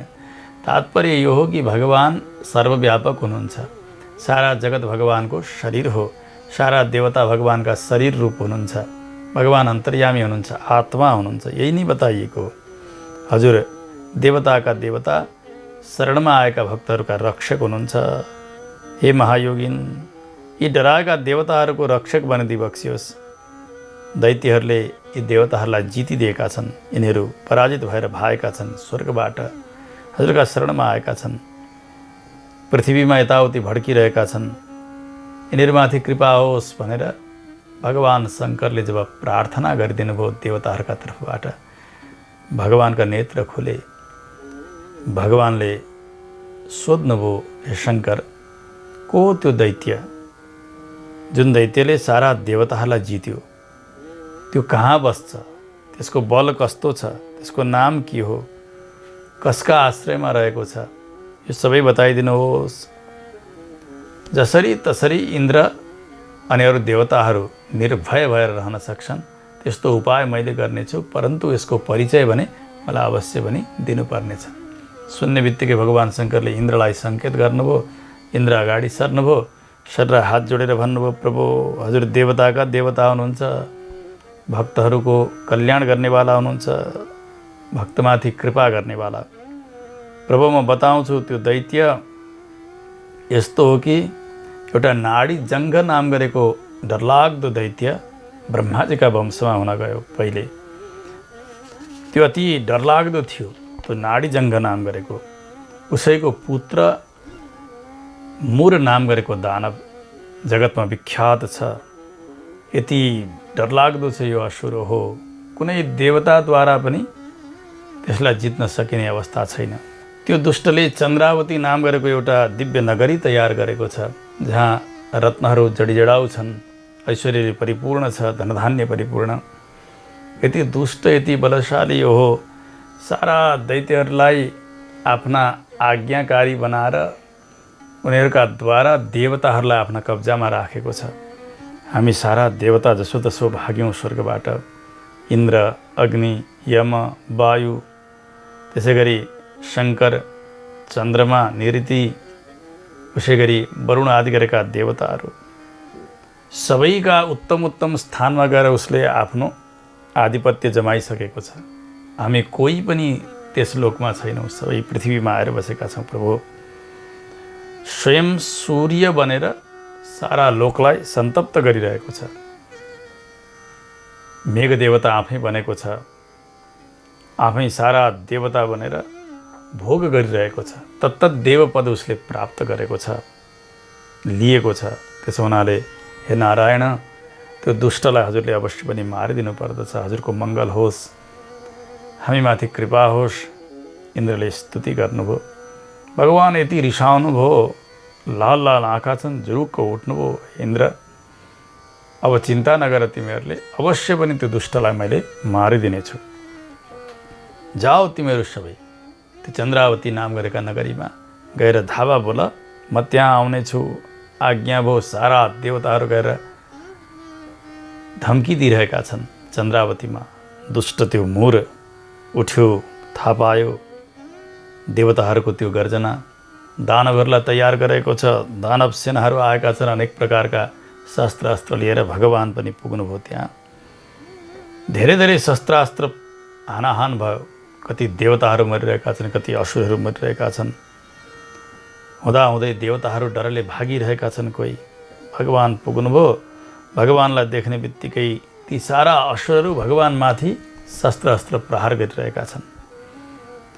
भगवान् अत्यन्तै दृढ हुनुहुन्छ। भक्तहरूमाथि परेको आपत्ति सहन सकिरहनु भएको छैन। भगवान्ले आफ्ना सारङ्ग धनुषबाट यति बाण वर्षा गर्नुभयो, उनीहरूका सारा शस्त्रास्त्र भगवान्का एकै बाणद्वारा नष्ट हुँदै जान्थे। मानव सर्पको विष समान त्यस्ता बाणहरू भगवान्ले छोडिरहनु भएको छ। ती बाण लागेका रगत बगाउँदै बगाउँदै कराउँदै भागिरहेका छन् ती असुरहरू। उता भागे, यता भागे, भयभरका असुरहरू भागेका छन्। अब त मुर नाम गरेको त्यो दानव एक्लै छ अगाडि। भगवान्लाई देख्यो, सामनेमा आयो, आएर अनेक अनेक आयुधहरू हानिरहेको छ उसले। भगवान् पनि हानिरहनु भएको छ। भगवान्ले हानेका ती बाणहरू त मुर नाम गरेको त्यो दानवका अघिल्तिर जाँदाखेरि पुष्प जसरी सूर्यका अगाडि जाँदा ओइलाउँछन्, त्यसै गरी भगवान्का आयुधहरू ओइलाउँछन्। गएर लाग्दाखेरि फुलका थुगाले त्यसमा पनि ओइलाएका फुलले लागे जस्तो मात्रै हुन्छ त्यसलाई। यति बलशाली थियो त्यो। ओहो, यद्यपि भगवान्को यो लीला हो। भगवान्ले सङ्कल्प मात्रले जगत बनाउनुहुन्छ, यो दुष्टको त के कुरा हो। तर पनि यहाँ कोही महिमालाई प्रकट गर्नका निमित्त, कोही महात्म्यलाई सिर्जना गर्नका निमित्त भगवान् यो लीला गरिरहनु भएको छ। केही गरी भएन, उसले हानिरहेको छ। हुँदाहुँदै मल्लयुद्ध प्रारम्भ भयो। हातमा हात लगाएर मुक्का हानाहान चलिरहेको छ भगवान्का साथमा त्यो मुर दैत्यको। 1000 वर्ष, त्यो पनि देवताहरूका मानले युद्ध भइरह्यो। भगवान् श्रान्त भइसक्नु भयो, परन्तु यो गल्दैन। भगवान् गले जस्तो गर्नुभयो। युद्ध छोडेर भगवान् बदरिक आश्रममा जानुभयो। हेमवती नाम गरेकी एक गुफामा गएर भगवान् शयन गर्नुहुन्छ। 12 योजन विस्तारवाला त्यो गुफा, एउटा मात्रै द्वार छ, त्यहाँ गएर भगवान् शयन गर्नुभयो। भगवान् श्रीकृष्ण बताउँदै हुन्छ अहिले अवतारमा, उस समयमा सत्ययुगमा म त्यो मुर नाम गरेको दानवबाट प्रताडित भएर गएर बदरिक आश्रममा सुतेको थिएँ। पाण्डव हो, म डराएको थिएँ, यसमा संशय छैन। महान युद्ध भयो। अब केही गर्दा पनि जित्न सकिएन। मैले भाग्नुदेखि अरू विकल्प पनि देखिनँ। गएर म शयन गरेँ। दानव त मेरा पछाडि पछाडि पछाडि पछाडि आइरहेको रहेछ। ऊ पनि भित्र प्रवेश गर्यो। मलाई सुतेको देखेर यसलाई मार्छु भनेर उसले मनमा सोच्दै मात्र के थियो, मेरा शरीरबाट एउटा डरलाग्दो स्वरूपमा एक कन्या प्रकट भइन्। कन्या छिन्, शस्त्रास्त्र छन् हातहरूमा, यसो हेरिरहेको छ आँखा फुकालेर, यसलाई अब म मार्छु भनेर हेर्दा हेर्दै ती कन्या मेरा शरीरबाट प्रकट भइन्। उनी पनि हेरिरहेकी छन्। उनले ललकारिन्, आइज आइज दुष्ट, मसँग युद्ध गर्न। अब उसको ध्यान ती कन्यातर्फ गयो। ऊ गयो, युद्ध प्रारम्भ भएको छ। निरन्तर युद्ध चलिरहेको छ। मनमनमा सोचिरहन्छ, ओहो कसले बनायो यो नारीलाई? हेर्दा अत्यन्तै वीराङ्गना जस्ती देखिएकी, रौद्र अत्युग्र अशनिपातिनी, वज्र हानिरहेकी छ। को हो यो? छक्क पनि परिरहेको छ, युद्ध पनि चलिरहेको छ। यति चल्यो। हुँदाहुँदै ती महादेवी उनले त्यो दानवलाई मार्ने इच्छा गर्छिन्। उनका सारा शस्त्र अस्त्र सबै नष्ट गरिदिएर रथ पनि नष्ट गरिदिएर अब दौडिँदै गएर मुक्का प्रहार गरिन्। एक लात प्रहार गर्दछिन्। अब पछारिएपछि त्यो दुष्टका छातीमा तलेना हत्या हृदय तया दिव्या निपादितः डङ्ग लडेको छ, आवाज दिएको छ। उनले लात हानेपछि हेर्दा हेर्दै त्यसको प्राण गयो। देवताहरूले माथिबाट पुष्पको वृष्टि गरिरहेका छन्। अब यता त्यो दुष्ट त मरिसकेको छ, तर पनि यति दुष्ट्याइ त्यसको भगवानलाई कष्ट दियो भनेर ती देवीले उसको शिरलाई यसरी निमोठेर चुडेर फ्याँकिदिन्छन्। अब त रगतको धारो बगेको छ। यता दुष्ट पुग्यो यमराजका यहाँ। अब भगवानका नेत्र खुल्दछन्। यसो हेर्दाखेरि एउटी वीराङ्गना कोही देवी छन्। भएका ती अरू दैत्यहरू छन्। त्यो मुर मरिसकेपछि उनीहरू डरले भागिरहेका छन्।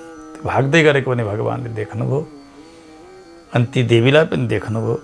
उनी हात जोडेर खडा छिन्, शिर नेउराएकी छन्, ठुला ठुला आँखा छन्। कसले मारे यो दानवलाई? भगवान यसो हेर्दै हुनुहुन्छ। किन भागिरहेका छन् यिनीहरू? अनि यिनी को हुन्? येन देवाश्च गन्धर्वा सेन्द्राश्च समरुद्गणाः सनागाः सहलोकेश लीलयैव विनिर्जिताः। खेल खेलमा देवताहरूलाई जितेको थियो त्यो दुष्टले। गन्धर्वहरूलाई, मरुद्गणलाई, नागलाई, लोकपालहरूलाई सबलाई जितेको थियो। आज यो कसरी मर्यो? म यहाँ आएर यसकै डरले सुतेको थिएँ, तर यो दुष्ट त मरेछ। कसरी के भयो? ती युवतीलाई देखेर भगवानले सोध्नुभयो, के भयो देवी, को हौ तिमी, कसरी मरेको? कन्याले भन्न लागिन्, मया विनिहतो दैत्यस्तोदंशोद्भूतया प्रभो अत्यन्त दुष्टो बलवान अयम आसीत जगतपते।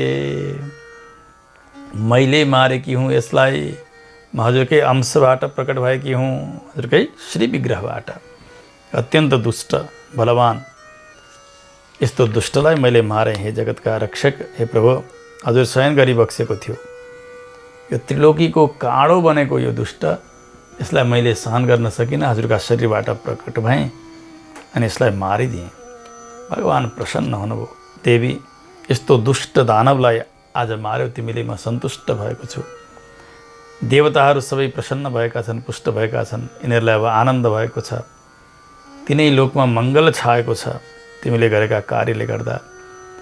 प्रसन्न छु। मलाई जसले जगदीश भनेर जान्दछन् उसलाई मैले वरदान दिनुपर्ने हुन्छ।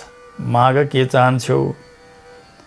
देवताहरूले प्राप्त गर्न दुर्लभ वर माग्यो भने पनि म दिन तयार छु। ती युवतीसँग भगवानले भन्नुभयो। उनले भनिन्, प्रभु हजुर प्रसन्न हुनुहुन्छ, मलाई वरदान दिने हजुरले वाचा गरिबक्स्यो। यस्तो दिनुहोस् कि कसैले पनि उपवास गर्दछन् आजका दिन भने त्यस्ता उपवास गर्ने व्रतालुहरूलाई मैले संसार सागरबाट पार तार्न सकौँ, त्यस्तो वरदान दिबक्स्योस्। उपवास चेत पुण्यम तस्यार्धम नक्त भोजने तदर्धम च भवेत् तस्य एकभुक्तम करोति यः। पुरा उपवास गर्दा जस्तो फल मिल्दछ त्यसको आधा रात्रिमा भोजन गर्नलाई मिल्दछ। अनि रात्रिमा भोजन गर्नेको पनि आधा चाहिँ दिनमा एकपटक भोजन गर्ने र बाँकी समय उपवास गर्नेको मिल्दछ। त ती जति हुन् जसरी तसरी पनि मलाई सम्झेका हुन् र हजुरका नामलाई सम्झेका हुन्, हजुरलाई सम्झेका हुन्, त्यस्ता व्रतालुहरू सहजै हजुरको धाममा, वैष्णव धाममा, वैकुण्ठमा जान सकुन् हो, त्यस्तो कृपा हजुरले गरिबक्स्योस्। अनन्तकालसम्म उनीहरू वैकुण्ठको आनन्दमा रमाउन सकुन्, जितेन्द्रिय भएर रहन सकुन्। भुञ्जानो विविधान भोगान उपवासी जितेन्द्रियः भगवन् तत्प्रसादेन भवत्वेषवरो मम। यहाँको मात्रै सुख होइन, पारलौकिक सुख चाहनेले त्यो पनि प्राप्त गर्न सकुन्। आजका दिन उपवास गर्नेले त्यस्तो वरदान दिबक्स्योस्। मोक्ष पनि हजुरले दिन पर्दछ, सम्पत्ति पनि हजुरले दिन पर्दछ त्यस्ता व्रतालुहरूलाई। युवतीले यसो भनिसकेपछि भगवानले भन्नुभयो, देवी तिमीले जो मागेकी छौ नि त्यो तिमीले मागे अनुसार नै हुनेछ, तथास्तु। आजका दिन उपवास गर्नेलाई धर्म, अर्थ, काम, मोक्ष सबै मैले प्रदान गर्नेछु। मेरा भक्त तिम्रा पनि भक्त हुनेछन् अनि तिम्रा भक्त मेरा भक्त हुनेछन्। अब भक्तमा भेद पनि रहने छैन। त्यस कारणले हेर्नु, एकादशी उपवास गर्ने व्यक्तिले म एकादशीको भक्त हुँ, एकादशी व्रत गर्छु भनेर भगवानलाई बिर्सिनै खोज्यो भने पनि भगवानले ओ मेरै भक्त हो भनेर स्वीकार गरिबक्सन्छ। तात्पर्य यो हो कि एकादशी व्रत भनेको भगवानको व्रत हो। यसबेला गरिने क्रियाहरू, चिन्तन, पाठ यो सबै भगवानका निमित्त बनेको हुन्छ। त्यस कारणले एकादशी व्रतमा रहने भक्तलाई भगवानले आफ्नो भक्त मानिबक्सन्छ। तिनै लोकमा विख्यात हुनेछन्। यहाँको ऐश्वर्य चाहनेले, परलोकको ऐश्वर्य चाहनेले तत्तत लोकमा सुख पाउनेछन्। मोक्ष चाहनेले मोक्ष पनि प्राप्त गर्नेछन्। तिमी मबाट उत्पन्न भयौ, आज तिथि पनि एकादशी हो। एकादशीका दिन तिमी उत्पन्न भएको हुनाले तिम्रो नाम पनि एकादशी नै हुनेछ। तिम्रो उत्पत्ति आज भयो, त्यस कारणले तिम्रो नाम उत्पन्ना भनेको आज उत्पत्ति भयो तिम्रो। तिमी जन्मियौ, प्रकट भयो। एकादशी त हुँदै हो, त्यसमा पनि तिम्रो उत्पत्ति भएको हुनाले उत्पत्तिका अथवा उत्पन्ना एकादशी एकादशीको नाम रहनेछ। धेरै तिथिहरू मेरा लागि प्यारा छन्। तृतीया, अष्टमी, नवमी, चतुर्दशी, एकादशी यी सबै मध्ये पनि एकादशी नाम गरेकी तिथि भने मेरी अत्यन्तै प्यारी तिथि, धेरै प्रकारको पुण्य दिने, सबैभन्दा ज्यादा फल मिल्ने, थोरै गरे पनि धेरै फल मिल्ने यस्तो एकादशी तिथि मेरा लागि अब त्यस्तो हुनेछ। जसले एकादशीको व्रत गर्दछन् उनी यहाँ पनि सन्तुष्ट रहनेछन्, परलोकमा पनि सन्तुष्ट रहनेछन्। यसरी यसरी भगवानले ती कन्यालाई वरदान दिइबक्स्यो। ती अरू कोही नभएर एकादशी नै थिइन्, भगवानका श्री विग्रहबाट प्रकट भएकी। भगवान न गल्नु भएको थियो, न थाक्नु भएको, न डराउनु भएको, केवल यो त लीला मात्रै थियो। किनभने एकादशीको महिमालाई प्रकट गर्नु थियो, त्यस कारणले भगवान भागे जस्तो गएर सुत्नु भएको, यति मात्रै जान्नु पर्दछ। भगवानले गर्न नसक्ने एकादशीले गर्ने भन्ने यो त होइन। भगवान नै एकादशीका देवता हुनुहुन्छ। त्यस हुनाले यो सबै भगवत इच्छाले भएको हो। सम्झाउँदै हुनुहुन्छ भगवान श्रीकृष्ण अर्जुनलाई, पाण्डवहरूलाई भन्नुभयो, पार्थ जसले यी एकादशीको व्रत गर्दछन्, उत्पन्न नाम गरेकी एकादशीको, उसका सारा शत्रुहरूलाई मैले नष्ट गरिदिनेछु। जसरी उत्पन्नाले सबैलाई नष्ट गरिदिन्, दुष्टलाई, दानवलाई नष्ट गरिदिन्, उसै गरी म त्यस्ता एकादशीमा उपवास गर्ने भक्तहरूका शत्रुहरूलाई नासिदिन्छु। मोक्ष प्रदान गर्दछु। यो महाव्रत जसले गर्दछन् उनका सारा विघ्नहरूलाई मैले हरण गरिदिनेछु, सिद्धि प्रदान गर्नेछु। त्यसो हुनाले हे पाण्डव हो, अब तपाईहरूले पनि यो एकादशीको उपवास गर्नुपर्नेछ। सारा पापहरू नष्ट भएर जानेछन्, सिद्धि प्राप्त हुनेछ। शुक्ल पक्षकी हुन्, कृष्ण पक्षकी हुन्, जुनसुकै एकादशीलाई पनि भेद गर्न हुन्न। यी कृष्ण पक्षकी हुन् नि त उत्पन्ना भनेर यिनको शक्तिलाई कम आँक्न हुँदैन। यी पनि मेरै तिथि हुन्, शुक्ल पक्षकी तिथि पनि मेरै तिथि, तुल्य तिथि। कुनै प्रकारको भेद नगरिकन अब एकादशीको व्रत गर्नुहोस् तपाईहरूले, आज्ञा दिनु भगवानले। जसले एकादशीका दिन उपवास गर्दछन् उनले भगवान श्री नारायण जुन लोकमा बसिबक्सन्छ, श्री वैकुण्ठ, त्यहाँ आफ्नो स्थान सुरक्षित गर्दछन् भनेर जान्नु, मोक्ष हुन्छ। भगवानमा भक्ति छ, एकादशीमा व्रत गरेका छन्, त्यस्ताको महात्म्यलाई त कसैले गान गर्नै सक्दैनन्। पहिले पनि बताइयो, अश्वमेध यज्ञ गर्नाले जति पुण्य प्राप्त हुन्छ त्योभन्दा धेरै पुण्य त एकादशीमा निराहार रहनाले अनि अर्का दिन भगवानको आराधना गर्नाले प्राप्त हुन्छ। अर्को दिन भनेको द्वादशीका दिन। द्वादशीका दिन एकादशीमा व्रत गर्ने व्यक्तिले पारण गर्नुपर्दछ। पारायण होइन, पारण। पारण भनेको भोजन। भोजन गर्नुपर्दा भगवानको सेवा गर्ने, पकवानहरू तयार गर्ने, भगवानलाई भोग लगाउने र भगवानसँग आज्ञा माग्ने, भोक्ष्यामि पुण्डरीकाक्ष शरणं मे भवाच्युत। हे अच्युत, अब म भोजन गर्दैछु, हजुर रक्षक भइबक्सियोस् भनेर भगवानलाई भोग लगाएको भोजन गर्नुपर्दछ। भगवानका चरणमा पुष्पाञ्जली अर्पण गर्नुपर्दछ। भगवानको अनुज्ञा लिएर भोजन गर्ने, यसलाई द्वादशी पारण भनिन्छ।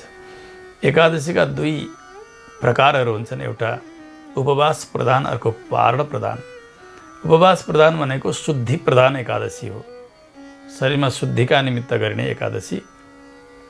त्यस दिन भोलिपल्ट आज शुद्ध एकादशीका दिन व्रत भयो, भोलि द्वादशी तिथि बित्नै लाग्दाखेरि भोजन गरिसक्नुपर्छ भन्ने नियम रहँदैन। द्वादशी बिते तापनि भगवानको सेवा गर्दा गर्दै बितिहाल्यो भने पनि भोजन गर्दा दोष रहँदैन।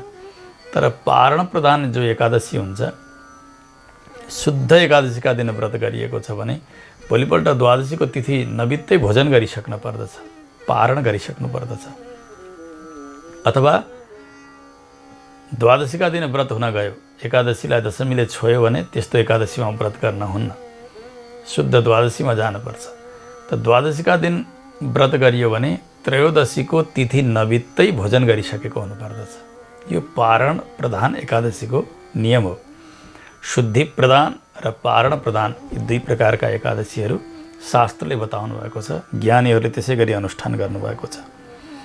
अब द्वादशीका दिन अष्टाक्षर मन्त्र जप्ने 3 पटक, अनि त्यही मन्त्रद्वारा अभिमन्त्रित भएको जललाई पान गर्नुपर्दछ।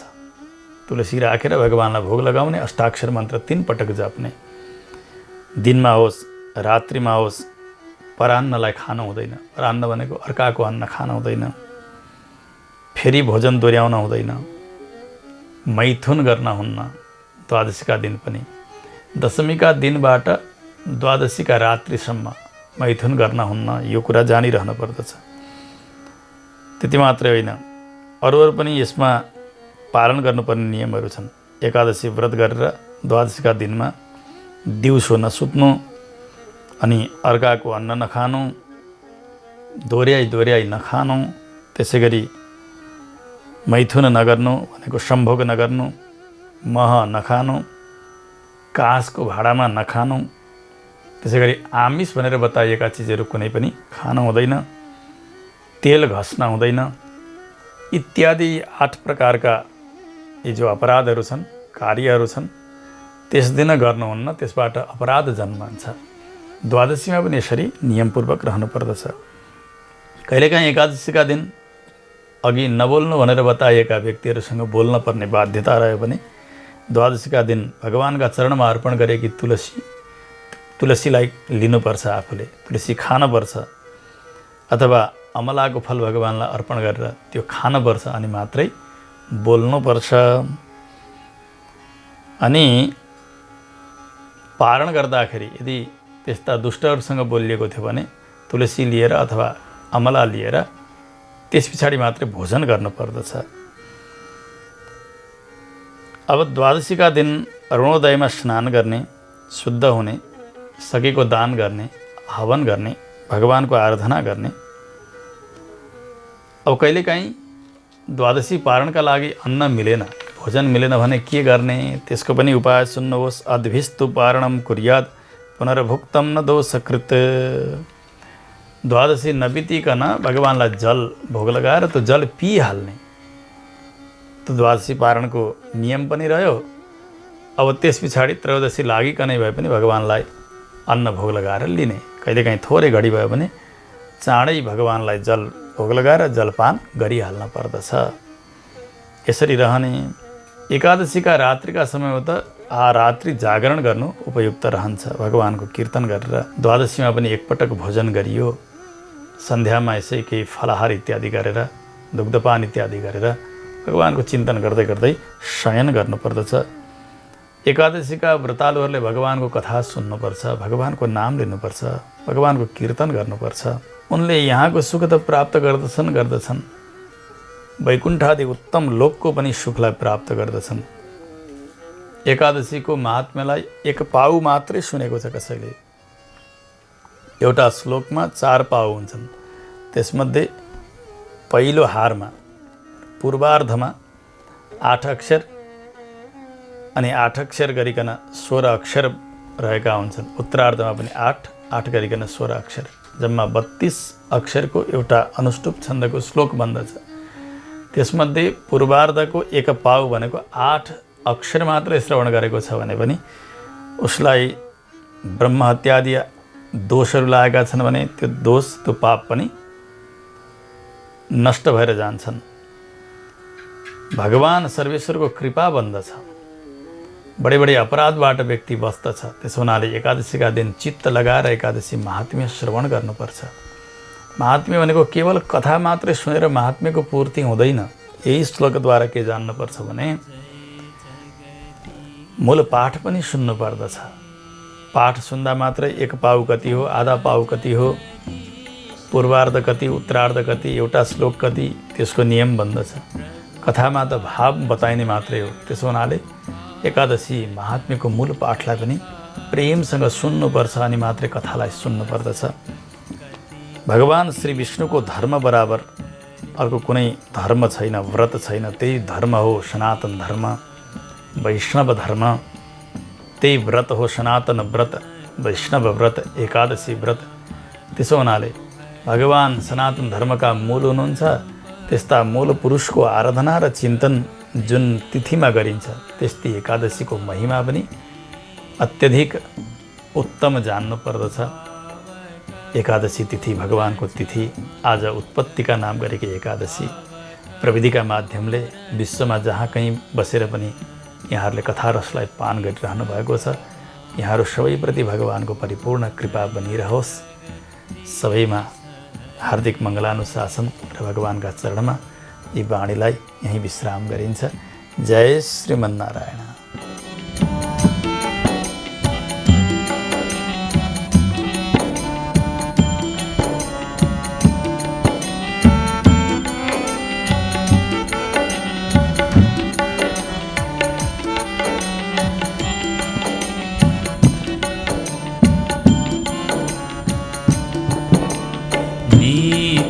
निरञ्जन निर्मल कारण विनाशी, प्रभु कारण विनाशी। शरणागत प्रतिपालक, शरणागत प्रतिपालक, चिन्मय सुखराशि। ओम जय जगदीश हरे।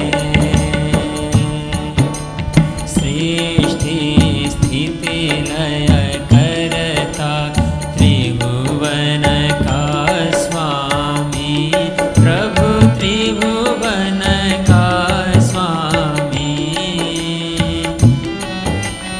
भक्ति सुधा बरसाओ, प्रेम सुधा बरसाओ, शरण पर्यं हामी। ओम जय जगदीश हरे।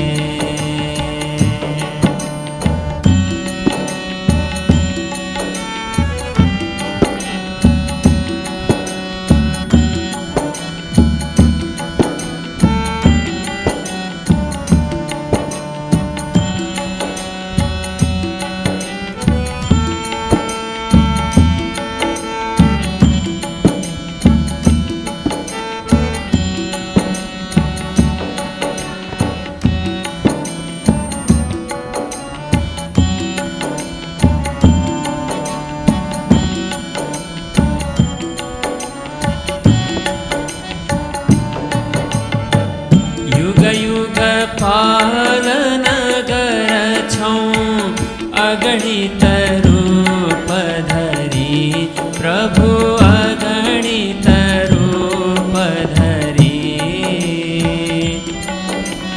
लीलामय रस विग्रह, लीलामय रस विग्रह, करुणामूर्ति हरि। ओम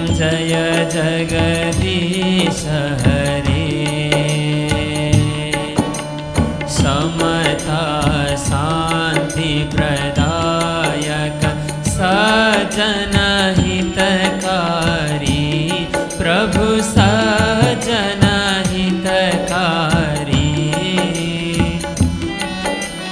चरण शरणव पाऊँ चरण शरणव पाऊँ प्रभु भव भयहारी ॐ जय जगदीश हरे संयम सुर सरिता को अविरल धार बहोस प्रभु अविरल धार बहोस